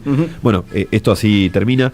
Sí, yo escribí en noticias, si quieren buscar en la web, una larga lista de todos los hechos, que son un montón, ¿no? Caputo fotografiando a Antonio Becerra, a Roberto Navarro le abrió la cabeza una trompada, a Longobardi lo echaron de Radio Rivadavia a pedido Karina Milei. Milei enjuició a Ariel Jalada, que esta semana avanzó favorablemente la causa para Ari, y enjuició también a Paine y a Canosa. El año pasado el Ministerio de Justicia enjuició a Nancy Pasos y a Darío Villarruel. El caso Silvia Mercado, le sacaron la acreditación de la Casa de Rosada y hubo que hacer mucha presión para que se la devuelvan. Y estoy hablando de periodistas, porque si no nos vamos a ver lo que le pasó a Javier Esmaldone, mis 2 centavos, que es la patota digital que opera para gobierno, y publicó la dirección de la casa de la hija de las cuentas bancarias. A Antiponcista, otro tuitero, le hicieron lo mismo. A Gerán Romano, otra tuitera, le hicieron lo mismo. A Emilio Monsol intentaron entrar a la casa, bueno, yo me voy a la política, ¿no? A Martín Lustó le vandalizaron esta semana retuiteó un lugar que estaba el Congreso lleno de ratas y si hay que cerrarlo. Sí. Eso no es un delito, decir eso por parte de un presidente. Exactamente. Bueno, la lista es larga en ese sentido. Digo, acá hay un tema de fondo que no es. Esta semana fue una semana de debate sobre lo que dijo Nathan, sobre si es fascismo o no fascismo. El debate no es la terminología, que está bien, nos podemos sentar y debatir, y de hecho es un debate que a mí me interesa y me divierte, pero el debate es hasta dónde está dispuesto este gobierno a llevar el autoritarismo y el silenciamiento de las voces disidentes, que hay una búsqueda ahí atrás. el periodismo y el ataque de Milei al periodismo lo demuestra muy claramente. Ese es el gran tema, no es el periodismo porque somos héroes, ni mucho menos, ni tenemos un lugar más importante en la sociedad que nadie, sino es que busca un gobierno cuando ataca tanto al periodismo. Bueno, claro. Es esto que lo estamos viendo. Y perdón, sí. No que quería pasar un chivo, pero decime. No, además, la diferencia de vara en la apreciación frente a estos actos, ustedes se acordarán de uno de los principales razonamientos que la oposición de ese momento imponía a el primer anuncio del Sistema Único de Boleto Electrónico, la SUBE.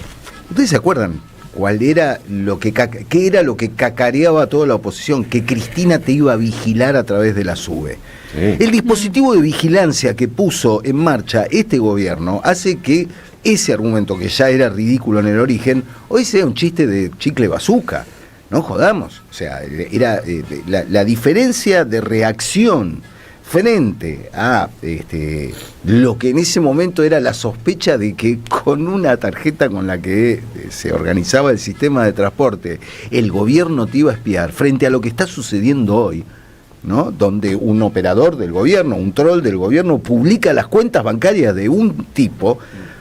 Ahí es donde decís, che, loco, pero que no solo un troll, gente que tiene terminales con el gobierno, y no es nada silvestre. Bueno, de hecho, esta semana fue que Milei apuntó contra Ian, este chico de 12 años que tiene autismo. Operador kirchnerista, llamó a un pibe de 12 años autista. Bueno, yo creo que Milei no puede ser inocente, porque ya a esta altura ya lo vimos repetirse muchas veces. ¿Qué pasó? A las 2 horas de Milei y todo eso, habían publicado la dirección del pibe, fotos de él y de la madre, al colegio al que va el pibe.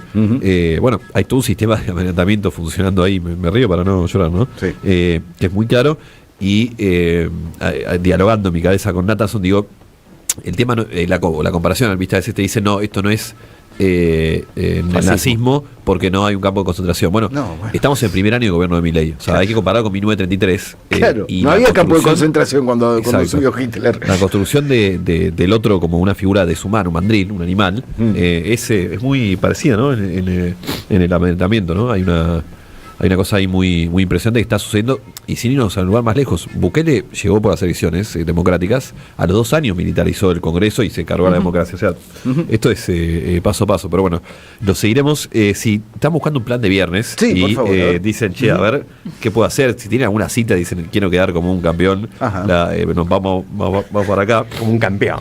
Sí, no sé si no sé si es la ocasión, pero bueno, si quieren escuchar de Milei, del gobierno y estas ideas están dando vueltas, hoy a las 5, las biografías del poder, el Triángulo de Hierro en libros, con Manu Jove, que ha venido acá al programa, Maya Castelblanqui, que escribieron El Monje, con Victoria Masi, que escribió el libro de Karina, y quien les habla, vamos a estar en la biblioteca Giraldes, Talcahuano 1261, hablando hermosa de biblioteca. Temas. Es un lugar muy lindo para ¿a qué hora? la actividad y visitan la biblioteca. A las 5. Sí. Repetí la dirección, por favor. Talcahuano 1261, con De Masi, Jove Castelblanqui, cronista, hablando, los libros, trabajo de cada uno. Claro, y después, ¿sabés dónde pueden ir? Después de este encuentro para seguir sacándole la ficha a estos personajes. Después de ahí se van al Roma de Avellaneda, porque las del sábado ya volaron, lo siento mucho, ya no hay más entrada para el sábado, pero todavía tenemos pendiente el sorteo para hoy, viernes 6 de junio, en el Teatro Roma de Avellaneda, Pequeños Grandes Momentos, con Sabrina García Arena, Flor Torrente, Guillermo Fenin y Ludovico Di Santo. Escriben al 11 3200 0530, ponen pequeños, por pequeños grandes momentos, ponen pequeños y se van las últimas entradas que tenemos para garantizarles una salida amena, divertida y gratis. 11:21. Les quiero hacer una pregunta que quizás ya conocen, pero que pueden pensar de vuelta a la respuesta, a ver si les sale una respuesta distinta. ¿Quieren desconectarse y vivir una experiencia única en plena naturaleza? Sí. Siempre contestan lo mismo, qué loco. Posta Natural, en lo alto de las sierras de Tandil, te espera con vistas impresionantes, viene el Chajá. Y el mejor confort, Disfruta de la privacidad y comodidad de sus apartes en la sierra, o viví la elegancia y el servicio exclusivo de su hotel. Relájate en el spa, disfruta del circuito de aguas, masajes y piscinas, o divertite con sus canchas de tenis, fútbol y gimnasio. Y por supuesto yo les espero con la mejor gastronomía en el restaurante y en la bodega. Para disfrutar en pareja, en familia o con amigos, Tandil es Posta Natural. Reserva ahora y descubrí un lugar que te va a enamorar. Donde www.postanatural.com.ar. Y por supuesto, cómo olvidarme de esa cosa, Cafetín de Buenos Aires. Hoy es una linda noche para clavarse un tabule de Nani. ¿Qué quiere que te diga? Un tabule o alguna de las múltiples delicias que te ofrece Nani, cocina armenia en Gurruchaga, esquina Jufre. Este restaurante de cocina armenia tradicional con elaboración artesanal. Los que van al primer piso se sienten un poco intimidados por ese cuadro gigante que está, viste que hay como un coloso armenio. Pero no se achiquen. Te saca el apetito. No se achiquen, es más, te estimula. Sí. Pues si ese señor, yo quiero llegar a ser como ese coloso armenio. Bueno, tenés que venir a Nani y comer las maravillas artesanales que te ofrecen en este espacio para compartir la comida típica armenia, la cultura y la amistad. Todos los datos que necesitan están en @Nani Cocina Armenia, donde además pueden anotarse el WhatsApp y hacer pedidos anticipados para el Nani Delivery, que entrega viernes y sábados. Y si quieren honrar sus raíces italianas en vez de sus raíces armenias, pueden probar lo mejor de la pastelería italiana y porteña en Buenos Aires. ¿En dónde? ¿En dónde? ¿En dónde? ¿En dónde? Profe, atención. Martinelli Café, por favor, la creación de Carlo Contini, que te ofrece crepes, waffles, cannoli, focaccias, helados y aperitivos. La palabra aperitivo siempre me abre las mejores perspectivas. ¿Dónde? Malavia 1779 en Palermo, Conde y Céspedes en Colegiales, Iberay, Ciudad de la Paz en Núñez, Oliverio Pueyrredón y Planes en Caballito. Si no registraron ninguna de estas direcciones, van a Instagram, ponen @Martinelli con 2 L's, café con 2 F, y ahí van a encontrar todos los datos que necesitan. Bueno, eso es todo. ¿Qué hacemos? ¿Qué onda? ¿Ya? ¿Sí? ¿No nos queda una tanda todavía? Bueno, no importa. Momento de culturizarnos. Ya comimos, ya nos tomamos un café bantú, ya estamos con los dulces armenios. Te podés por otro café o por un mate. Por otro café y hablar de libros. 3 libros yo marqué tres perfiles, o sea, uno de cada uno, pero bueno, son libros que te permiten entrar a cada capítulo y con el tiempo no son libros largos, secuencias largas, entras y salís, pero tienen la particularidad de que los 3 libros agrupan, reúnen esas notas periodísticas que cada vez, hablando del Día del Periodista, es más difícil encontrar porque en los medios, porque llevan mucho más tiempo, porque es encontrarte con una persona más de una vez, seguirla, esas entrevistas de largo aliento, ¿no? Hoy las entrevistas las hacemos por Meet, las hacemos por WhatsApp, todo ese ritual habla de otra época del periodismo. Y estos 3 libros recuperan esos trabajos. Vamos a empezar por el de Luisa Valenzuela, se llama La mirada horizontal. Es este libro inicia una colección de Marea, de la editorial, que recupera textos periodísticos. En este caso de Luisa Valenzuela, hay otro de Alicia Duhovne Ortiz. Y Luisa Valenzuela es más conocida como escritora, ¿no? Pero bueno, en un momento en la Argentina había un montón de escritores que vivían del periodismo. O sea, el periodismo era un oficio con el cual se vivía. O sea, te dedicabas a escribir ficciones. Lo decís con asombro. Y sí, es que realmente a horas del Día del Periodista, cada vez tenés que tener más trabajos. O sea, vivir del periodismo es cada vez más difícil. Sí. Porque el Día del Periodista es todos los días. Sin duda, días muy difíciles. Yo tuve la enorme fortuna de transitar en una redacción con gente como Juan Forns, Asturain, Sacomano, Eloy Martínez, tipos que son escritores hechos y derechos y que curtían el periodismo por pasión y también por sustento, porque de escribir libros cada 2 o 3 años no se vive. Es el oficio del día a día, ¿no? La escritura de ficción era un oficio más de largo aliento. Bueno, Luisa Valenzuela fue la primera redactora del diario La Nación. Mira. Década del 70. Primera mujer que le dan el cartel de redactora, porque el escalafón era cronista. Claro. Redactor, editor. Bueno, ella fue la primera redactora. 1960. No, la década del 70. Exactamente el año, si querés ahora te digo, pero fue la década del 70, y fue la primera. Después de 100 años de existencia del diario La Nación. La primera redactora mujer de ese diario fue Luisa Valenzuela. Este texto recupera todas sus... Mirá, 1963 fue el que le dieron ese carnet.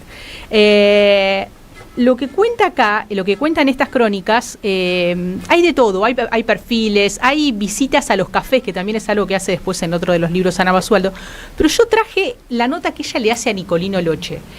Acá hay, esta en particular es una nota que publica en la revista Gente en el 77. Ella cuenta que se fue a vivir a Francia con un marido, empezó ahí a ser corresponsal de algunos diarios en la Argentina, y en un momento la convoca a Chiche Helblum. Ella ya era escritora, ella lo rescata a Chiche como editor y la lleva a buscar a deportistas, que ella no tenía no conocía ese mundo, no era una periodista deportiva. Entonces, ¿qué pasaba cuando iba a entrevistar a un Nicolino Loche, a un jugador de fútbol?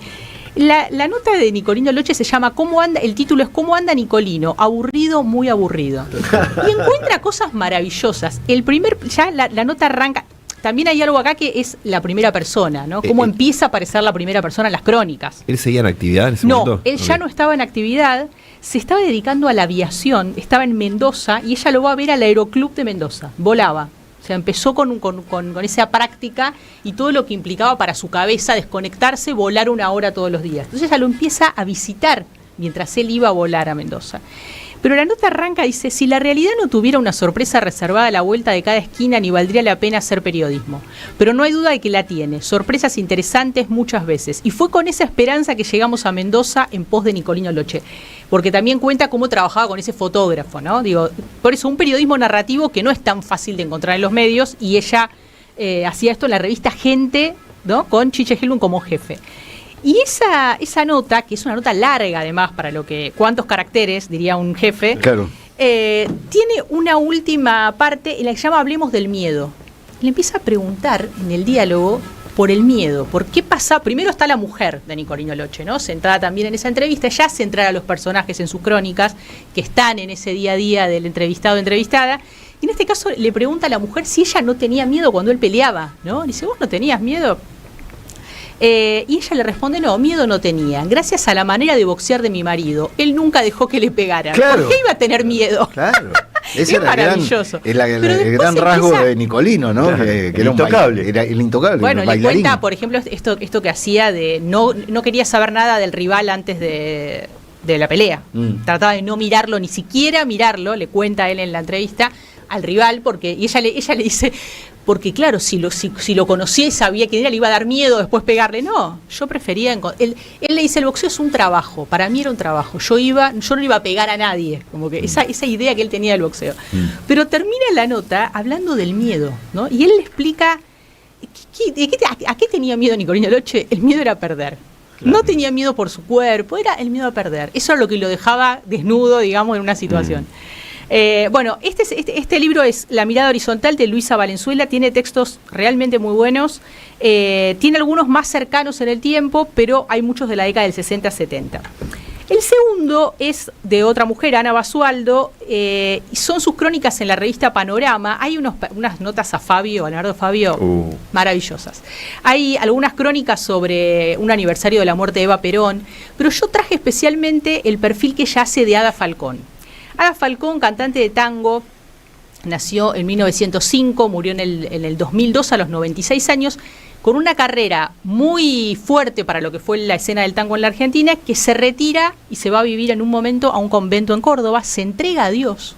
Y se genera un misterio alrededor de Ada Falcón, que había sido una cantante que había participado en una orquesta con Francisco Canaro, por ejemplo. Se hablaba de una relación entre ellos, él casado, con una historia con ella. Si buscan, hay un montón de versiones de por qué esta mujer se recluye siendo joven, ¿no? Con una carrera que había sido muy exitosa, en Sal si puedes con la madre. La madre es un personaje de este perfil terrible, porque ella en un momento dice que siente el llamado de Dios, que va a purificar almas y se va a vivir a Córdoba con la madre, en un convento.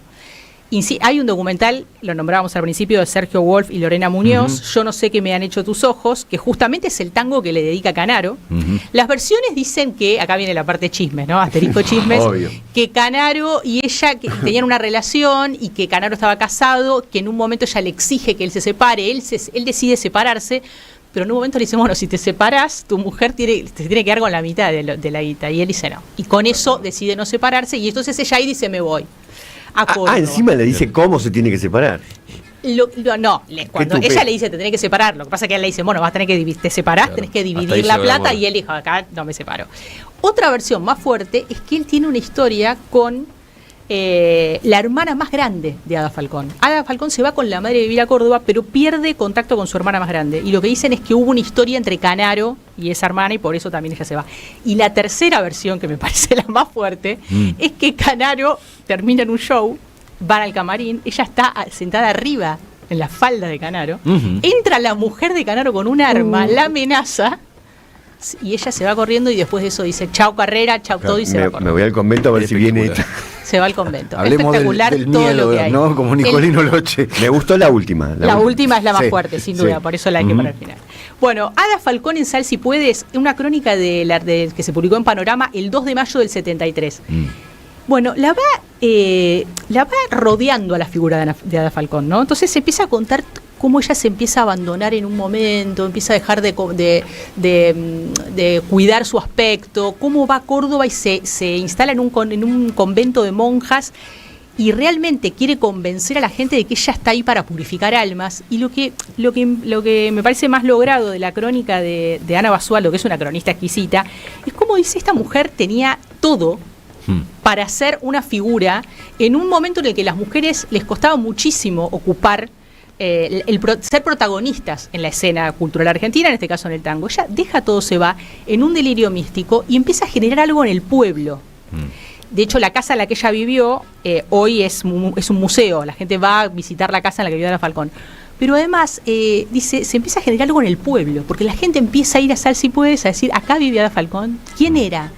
Con esta figura, que es con esta leyenda que se crea sobre sus ojos, ¿no? Él le escribe, ¿qué me han hecho tus ojos? Bueno, la crónica es hermosa. Ana Basualdo, El Presente, la editó Sigilo, y hay un montón de crónicas. Hay unas de confiterías muy porteñas. Ella va a distintas confiterías en la década del 70 y cuenta qué ve en cada lugar, cómo se sienta la gente, qué pasa en cada horario. No, es como hermoso. un aguafuerte, ¿no? Como algo así. Sí, podrían ser aguafuertes de arte, sin duda.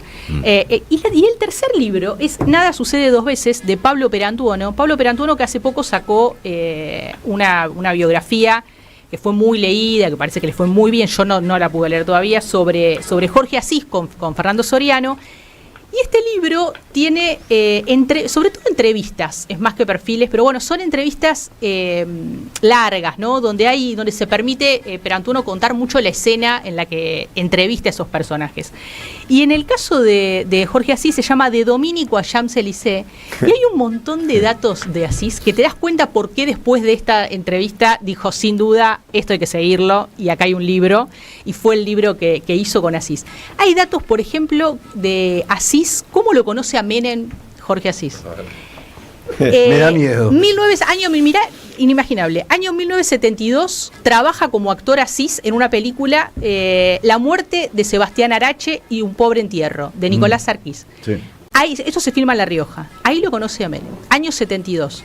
Después viene el capítulo Asís y Clarín, ¿no? Claro. Porque Asís empieza a trabajar en el diario Clarín con un seudónimo, ¿no? Sí, claro. Rocamora, o Verdán Rocamora. Todo ese capítulo de Asís en Clarín, él lo cuenta en esta entrevista y le dice, a mí Clarín me dio la popularidad, pero por otro lado nadie me conocía, hasta que Asís se va a hacer una carrera, se va a correr una carrera de auto por Latinoamérica, tiene un accidente, lo fotografían y la gente dice, Asís tuvo esta carrera, y aparecen fotos de él.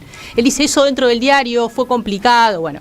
Después él se va de Clarín. ¿Por qué se va de Clarín? Porque escribe algo que fue imperdonable. Día del Periodista, Diario de la Argentina, ¿no? Toda la crónica de lo que pasaba en esa redacción, diciendo todo. Quemó las naves. Cambiando apenas los apellidos. Bueno, y saben que hay algo muy lindo que termina una de las últimas preguntas que le hace Perantuono, dice, ¿cuál fue la mejor crítica que le hicieron? Y acá Asís nombra a Alejandro Horowitz, ex integrante de la familia disfuncional, o no, porque Toñetti dice que no son ex. Bueno. Claro, nadie es ex acá. Nadie es ex. Dice, pero mirá lo que dice Asís. Dice, recuerdo una de Alejandro Horowitz. leyó el borrador de Diario de la Argentina, creo que trabajaba en ese momento Jorge, y me dijo: Turco, acabas de cagar en el piano blanco, arriba del escenario y con el teatro lleno. O sea, le dijo, esto, en el borrador, dijo, esto es el borrador, prepárate con lo... Y así fue. Él dice, me condenaron al ostracismo, no solo lo echaron, bueno, así, si hay algo que no puedes fingir, es inocencia. Él sabía que eso iba a sigue hasta el día de hoy, ¿eh? Sí. O sea, vos no podés en Clarín hacer una nota del Turco así, es una entrevista. Olvídate, claro. Por eso cada vez que le pidieron que escriba una historia del menemismo, dijo, yo otra vez no quemo las naves. Total, claro. Bueno, ¿y qué pasa con el menemismo? Capítulo así, recupera a Perantuono, se reencuentra con Menem, y Menem es el que, él dice, la política me salvó en ese momento. Él estaba recluido, no podía escribir, no lo publicaban, y Menem lo lleva como funcionario. Y Perantuono le hace todas las preguntas incómodas de su apoyo al menemismo. Eso también está muy bueno de la entrevista. Y hay alguien que lo rescata, así como escritor. Él en la entrevista todo el tiempo dice, lo que va, a mí me pueden no nombrar en un diario, condenarme al ostracismo, lo que quieran, pero la novela es un género que es inmortal. De hecho, él escribe Flores robadas en los jardines de Quilmes y fue un escritor bestseller en ese momento. No era su primera novela, pero fue la que lo convirtió en un escritor súper leído y no considerado así por la academia. ¿Quién sí lo consideró en su momento a Asís? Josefina Ludmer. Una crítica maravillosa que decía justamente de Asís, decía Ludmer, si el neoliberalismo muestra el Estado mafioso, él es el escritor orgánico del neoliberalismo. Muestra lo mafioso de todas las instituciones, se ríe de lo respetable, no disimula, desnuda, decía Ludmer. Bueno, es una gran entrevista y también hay muchas reflexiones de Perantuono sobre qué pasa cuando vas a hacer una entrevista y no tenés que... Él dice, bueno, la idea es jugar con esto de contar ese personaje con toda su complejidad y no jugar con la repercusión, qué pasa con la repercusión de esa entrevista, ¿no? Sí, buscar el título, buscar la frase altisonante que te garantice. Yo en su momento lo entrevisté por este libro y él me contaba que, por ejemplo, Daniel Haddad, que es uno de los entrevistados acá, cuando sale la entrevista, le escribe y le dice, gracias por haber respetado el ON. Y él dice, bueno, que un tipo así te diga eso y no te diga gracias, porque también estás entrevistando a alguien con mucho poder. Entonces también que te diga gracias por la nota, que un periodista te diga, es difícil a veces decir gracias por la nota, depende qué nota vayas a hacer. A veces hasta es incómodo recibir el gracias.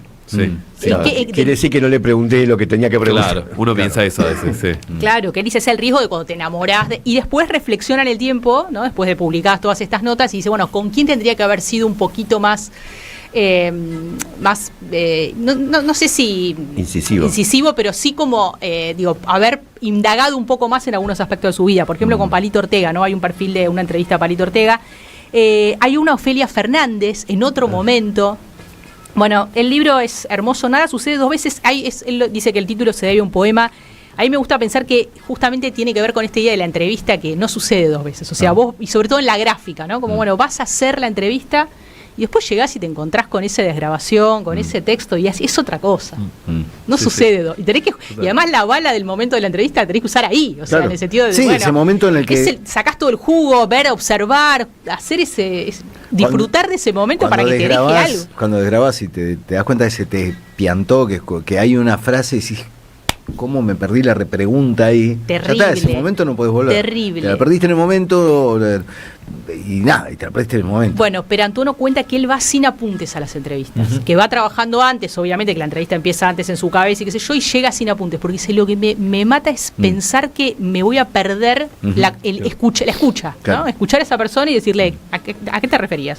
Y hay una de Calamaro, una entrevista de Calamaro, que hoy pensamos en el Calamaro actual, cara a cara, en la casa de Calamaro. Calamaro padre, donde todavía veía a su hija, en una escena en la que está tocando la guitarra con Juanjo Domínguez, el guitarrista, y está siendo padre. Y yo pensaba cómo hoy Calamaro, más allá de que políticamente es muy... polémico no, porque hoy le decimos polémico a cualquier cosa. Es detestable, sus opiniones políticas son, la verdad, que bueno, hasta repudiables en muchos casos, pero más allá de eso... personalmente, ¿no? Calamaro se sabe públicamente que no tiene una relación, un vínculo con su hija. Y Perantuono en esa entrevista y en ese perfil recupera a ese padre con esa nena que le pide en un momento que le corte el bizcochuelo, en detalles, que le corte un bizcochuelo. Es hermosa esa entrevista a Calamaro, y hay una muy fuerte, muy fuerte, digo, para lo que fue la carrera de Pedro Antuono, que es al Indio Solari. Así abre el libro. Claro. Que eso le costó cierto ruido con el Indio, porque sí le dijo, le marcó cosas con las que no estaba de acuerdo, que él había contado en la entrevista. En general, el Indio con sus entrevistados terminó mal, ¿no? Estoy pensando en Pergolini, su histórico entrevistador. El Indio es un tipo complejo, un tipo complicado, ¿no? Bueno, inevitablemente, un tipo que se sube al escenario y aparecen 500.000 personas, claramente no es fácil de manejar todo eso. Siempre igual fue un gran entrevistado. Lo que pasa que, bueno, sí, por ahí si te corres de los códigos que impone el diálogo con el Indio, yo hice con el Indio solo 2 veces, nota, y hace mucho tiempo. Era otro Indio.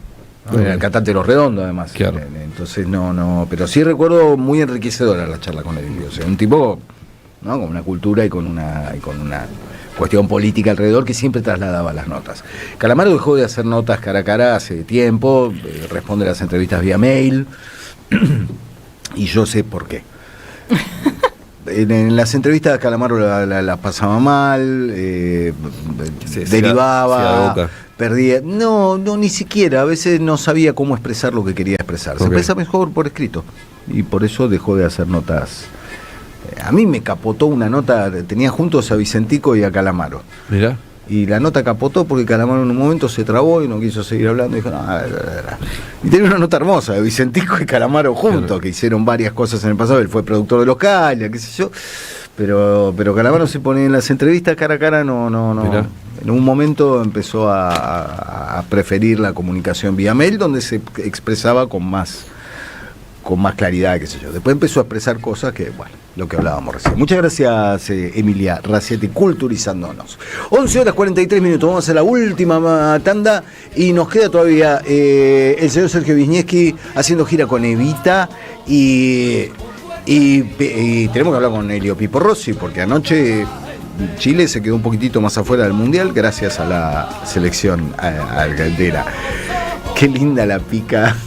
Bueno, vamos a hablar después de la pica con Vidal, entre De Paul y Vidal.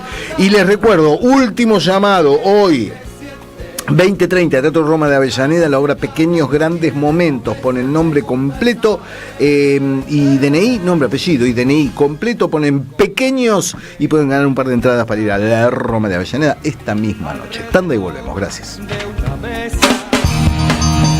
Somos Radio AM530. En Avellaneda no paramos. Tenemos más de 300 obras en ejecución. Construimos y ampliamos escuelas, clubes, polideportivos, plazas y espacios culturales. Creemos en un Estado presente que le brinde un futuro mejor a su comunidad. Municipalidad de Avellaneda. Gestión Jorge Ferraresi. La economía no es una ciencia oculta. La información que Rulo de la Torre analiza en Siempre Soy la encontrás en www.motoreconómico.com.ar. Seguí a Motor Económico en todas las redes. Ahorra todos los días con la tarjeta Soy Tigre. Más de 500 comercios adheridos que ofrecen descuentos en farmacias, supermercados, restaurantes, útiles escolares, salidas y mucho más. Usala para lo que necesites en todas las localidades del distrito. Descarga la app, tramitala gratis y empezá a disfrutar todos los beneficios que tiene para vos. Tarjeta Soy Tigre. Descubrí cuánto podés ahorrar. Tigre, municipio. En el CUI estudia idiomas con la mejor calidad académica. Inglés, italiano, francés, portugués, alemán, chino y muchos más. Cursos por Zoom o presenciales. Últimas vacantes. Centro Universitario de Idiomas. Inscribite en cui.edu.ar o llamando al 53 53 3000. Hasta 100% de ahorro. Una oportunidad única. Del 1 de marzo al 31 de mayo tenés hasta 100% de descuento en los intereses de pagos al contado y hasta 50% en 6 cuotas mensuales. Plan de regularización de tasas municipales. Beneficios y oportunidades únicas para ponerte al día con tus tasas ALSMI, automotor o comerciales. Más info en sanmartin.gov.ar. San Martín, comunidad activa. Las tardes de la 530 traen todo lo que necesitas. A las 12 mejoramos el almuerzo con Bonavita en la 530. A las 14 comienza La Tarde con Carlos Polimeni, un espacio ideal para estirar la sobremesa. A las 16, Pablo Caruso invita a que vuelvan las ideas, pensar más allá de las frases hechas. A las 18 llega la hora del retorno y Andrea Recupero le da aire a La Vuelta Completa. Todo está en AM530. Construimos comunidad. Buscamos la verdad siempre. Cuenta DNI es el mejor amigo del bonaerense, porque podés pagar tus servicios, porque tenés beneficios en comercios adheridos y también podés transferir plata a quien quieras. Cuenta DNI, ¿por qué tantos guaus? Ah, claro, porque todo lo que tienes es bien guau, ¿no? No entiendo nada de lo que dices, Cuenta DNI, pero estoy totalmente de acuerdo. Cuenta DNI, el mejor amigo del bonaerense. En Lanús trabajamos por una ciudad más segura. Inauguramos la primera base de operaciones de la Fuerza Barrial de Aproximación de la Policía Bonaerense e incorporamos 20 móviles y 240 efectivos policiales. Sumamos 75 nuevos vehículos y 200 agentes de seguridad ciudadana a través del programa Lanús Te Cuida. Además, continuamos con el programa de formación y capacitación permanente para nuestros agentes locales. La ciudad que nos merecemos es una Lanús segura. Lanús Gobierno. A las madres, las abrazamos entre todas y todos. No les vengo a hablar de lo mal que nos trata el gobierno. Las madres no esperamos nada de Milei, lo combatimos. No queremos sentarnos a hablar con él ni con nadie que venga de su mano. Pero las madres sí esperamos todo de nuestro pueblo. Seguimos la lucha como ella le hubiera gustado y reclamamos una vez más la solidaridad de todos los que nos quieren. Colaboren, no importa si poco o mucho, lo que puedan. Todo suma, los necesitamos. No se olviden el alias, amigos.madres.plaza. Tu aporte económico es muy importante para seguir creciendo. Defendamos la memoria, un legado cargado de futuro. Súmate a este proyecto colectivo. Construyamos comunidad. AM530 Somos Radio. Buscamos la verdad siempre.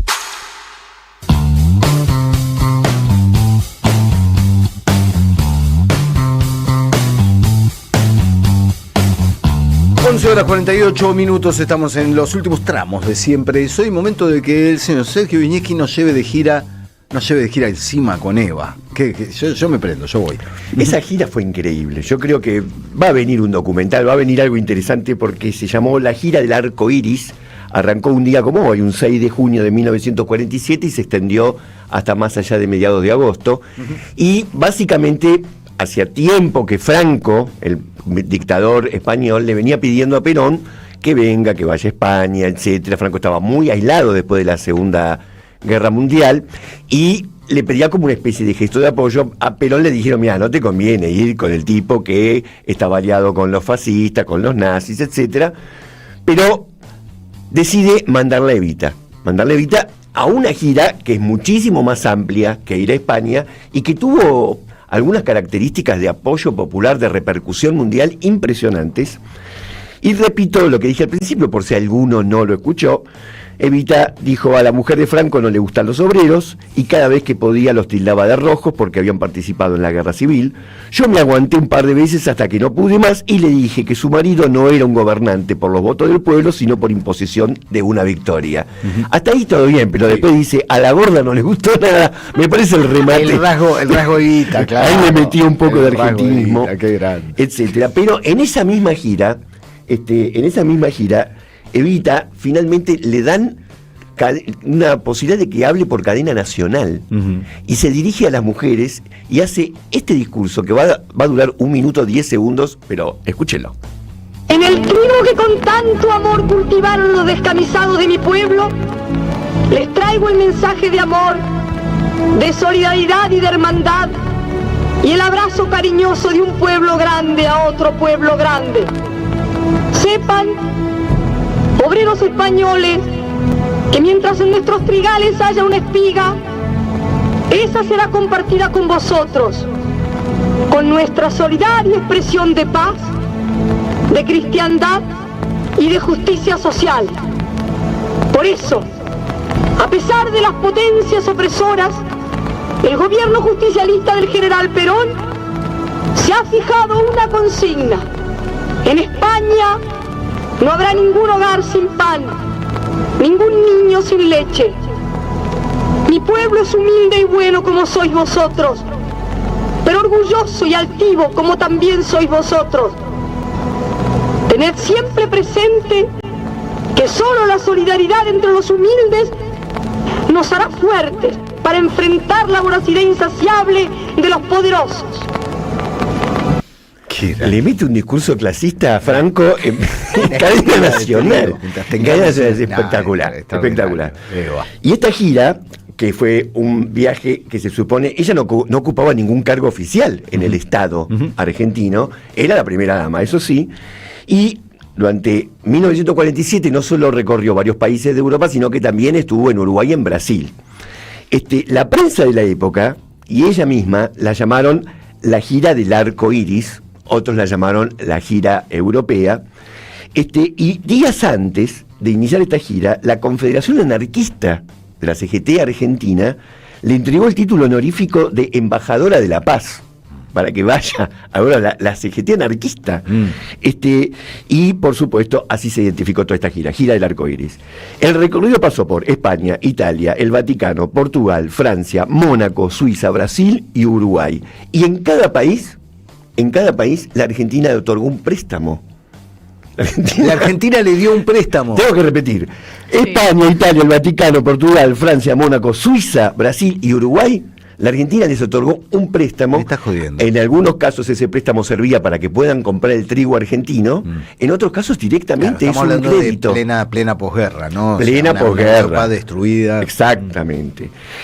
Salió de Argentina el 6 de junio del 47 en un avión que España le puso a disposición y retornó al puerto de Buenos Aires viniendo desde Montevideo el 23 de agosto y en el puerto estaba ahí el general esperándola. Es divina toda la escena. Sí, total. El calendario de Eva fue relativamente común a todos los países que visitó, es decir, visitó monumentos, edificios históricos, celebraciones religiosas y folclóricas, la invitaban a todos lados, todo el mundo sabía que Eva estaba recorriendo Europa y la estaban esperando en cada uno de los lugares que fue. Y de hecho, lo que estaban esperando de la Argentina era el granero del mundo y nosotros estamos muriendo de hambre. Si Argentina es tan generosa como con nosotros, como no lo está haciendo Estados Unidos, la vamos a recibir como corresponde. Ahora, Argentina firmó varios acuerdos con España, un tratado que incluía un préstamo de 600 millones de pesos a Francia y durante la gira también un préstamo de 350 millones a Italia. Y cuando llega a Italia, por supuesto, va a visitar al Papa. Pero hay algo que decir. ¿Cómo podía la Argentina entregarle trigo a otro país? ¿Cómo haría ahora? Ahora sería imposible. El Estado argentino no tiene granos. En ese momento existía el IAPI, que era el monopolio del comercio exterior aplicado de la siguiente forma. El Estado fijaba un precio para la tonelada de trigo y se lo compraba al productor y luego lo vendía a otro precio del mercado internacional y esa diferencia es lo que utilizaba para el desarrollo de la industria en la Argentina. Por eso también es que el Estado podía disponer de ese dinero que entre otros países también se lo dio a Israel. Recordemos que en 1951 Goldmeier, que era la primer ministro israelí, vino a la Argentina, abrazó a Eva Perón y les agradeció enormemente todo este apoyo. Yo digo para los que dicen que el peronismo era antisemita, ¿no? Sí. Goldmeier vino en persona a Buenos Aires a abrazarlos. Cuando llegó a París, la recibió el ministro de Relaciones Exteriores y una delegación de mujeres y niños que esperaron la salida en el aeropuerto, etcétera, etcétera. Pero después le dieron el auto de Charles de Gaulle, para que ella recorra París, cosa que solamente habían hecho una vez. ¿Con quién? Con el primer ministro británico Winston Churchill. Es decir, dos personas, Churchill y Eva Perón, utilizaron el auto de Gaulle. Y el 16 de julio del 47, el periódico francés Le Monde, publicaba en tapa que la embajada argentina había anunciado la llegada a París de Madame Perón. Madame Perón es buenísimo. Programada para el 21 de julio. En el plano de la reconstrucción mundial, Evita en ese momento tenía 28 años. 28 años viviendo todo eso, y llevó a negociaciones, acuerdos internacionales, etcétera, etcétera, etcétera. Le abrieron las puertas de Notre Dame y la recibió Monseñor Roncalli, que en 1958 se convirtió en el Papa Juan XXIII.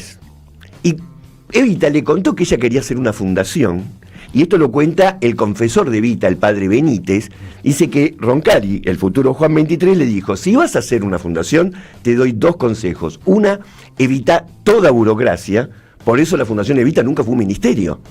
Fue una fundación para evitar todo tipo de burocracia. Y por otro, dedícate de lleno, día y noche, a esta fundación. Las 2 cosas las cumplió Evita. También asistió al acto de imposición del nuevo nombre. Esto es increíble. Yo no sé si ustedes saben que en París hay una estación de subte que se llama Argentina. Hasta el día de hoy, lo chequeé, una estación de subte que se llama Argentina. ¿Y devolvieron la guita de los préstamos? Porque por ahí es un buen momento para... ¿Se acuerdan cuando vino Eva, la gira del arco iris? Los ingleses lo devolvieron con la nacionalización de los ferrocarriles. Pero bueno. Lo de los franceses te lo voy a averiguar. El tema es que esa estación de subte desde 1900 se llamaba Obligado, en conmemoración de la batalla de la Vuelta de Obligado. Claro. A partir del viaje de Evita en 1947 le cambiaron el nombre, ya dejó de llamarse Obligado y pasó a llamarse Argentina. Argentina. Y en el acto de inauguración estaba Evita. Claro. Ahora, un paseo obligado fue ir a la mansión de Christian Dior. ¿Cómo no va a ir Evita? Claro. ¿Por qué no? ¿Por qué no? ¿Por qué no? Y en una entrevista le preguntaron a Dior a qué reinas vestía, y él dijo: a Evita Perón. A Evita Perón la he visto yo. Pero no es una reina, ¿cómo no va a ser una reina? No? Y en esa mansión crearon un maniquí con las medidas de Evita para probar un montón de vestidos que le hizo especialmente y como homenaje para que durante toda la gira ella tenga con qué vestirse. Claro. Eso se lo regaló. Qué grande Cristian. Qué grande Cristian. Y después acá salieron todos los sommeliers de vestuarios, ¿no? Por supuesto, Evita, la cartera de lujo de Evita. Claro, que es pobre, ¿cómo va a usar eso? Cuando el maestro francés, porque ahora le decimos maestro, el maestro francés inventó el New Look de cintura marcada y falda con volumen, ¿quién fue la primera embajadora en vestir esas telas? Evita, por supuesto. Entonces, esta fue la gira mágica y misteriosa llamada la gira del arco iris, que tiene un montón de perlitas, pero bueno, aquí nombramos algunas. Yo creo que el próximo gobierno peronista lo primero que tiene que hacer es investigar si esa guita la devolvieron. Sí. No, porque no vamos a estar para tirar manteca al techo, y quizá, quedó ahí un vueltito, qué sé yo, algo que olvidaron devolver en todos esos países. El Vaticano, ¿le prestamos plata al Vaticano? ¿En serio? Le prestamos plata a Italia, a España. Primero España, segundo Francia. Segundo Francia, claramente. Bueno, nos quedamos sin tiempo para hablar con Helio, pero hablaremos, como hay otro partido de la selección la próxima semana, podremos hablar de eso, del increíble partido de España y Francia. Ayer ya será fiambre, pero el 5-4 de ayer fue una cosa absolutamente demencial. Pero bueno, quedará para otro momento. Piénsenlo en el fin de semana. Muchas gracias, señor Silvio Soler, en la operación técnica de puesta al aire, en la coordinación Ariel Pinus, en la producción el Lucas Román, en las redes Manon Sanseverino, Alan Martínez y Vicente Castro, en la producción audiovisual Mora Ursa Gasti, y en el streaming que ustedes pueden seguir a través de YouTube, Leandro Deza. A Juan lo despedimos fuera del aire, tenía que irse a unas obligaciones. Muchas gracias, señor Sergio Viñeski. Gracias a usted, amigo. Muy ilustrativo lo suyo. Emilia Raciati, un gusto como siempre.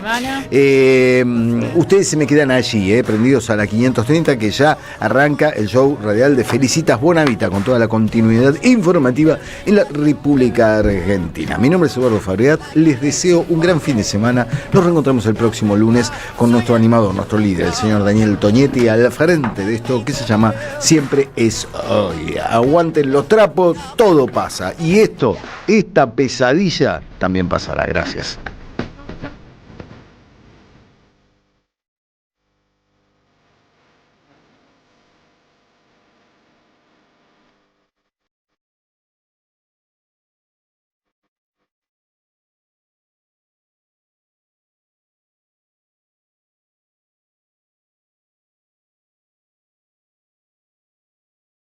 demasiado, pero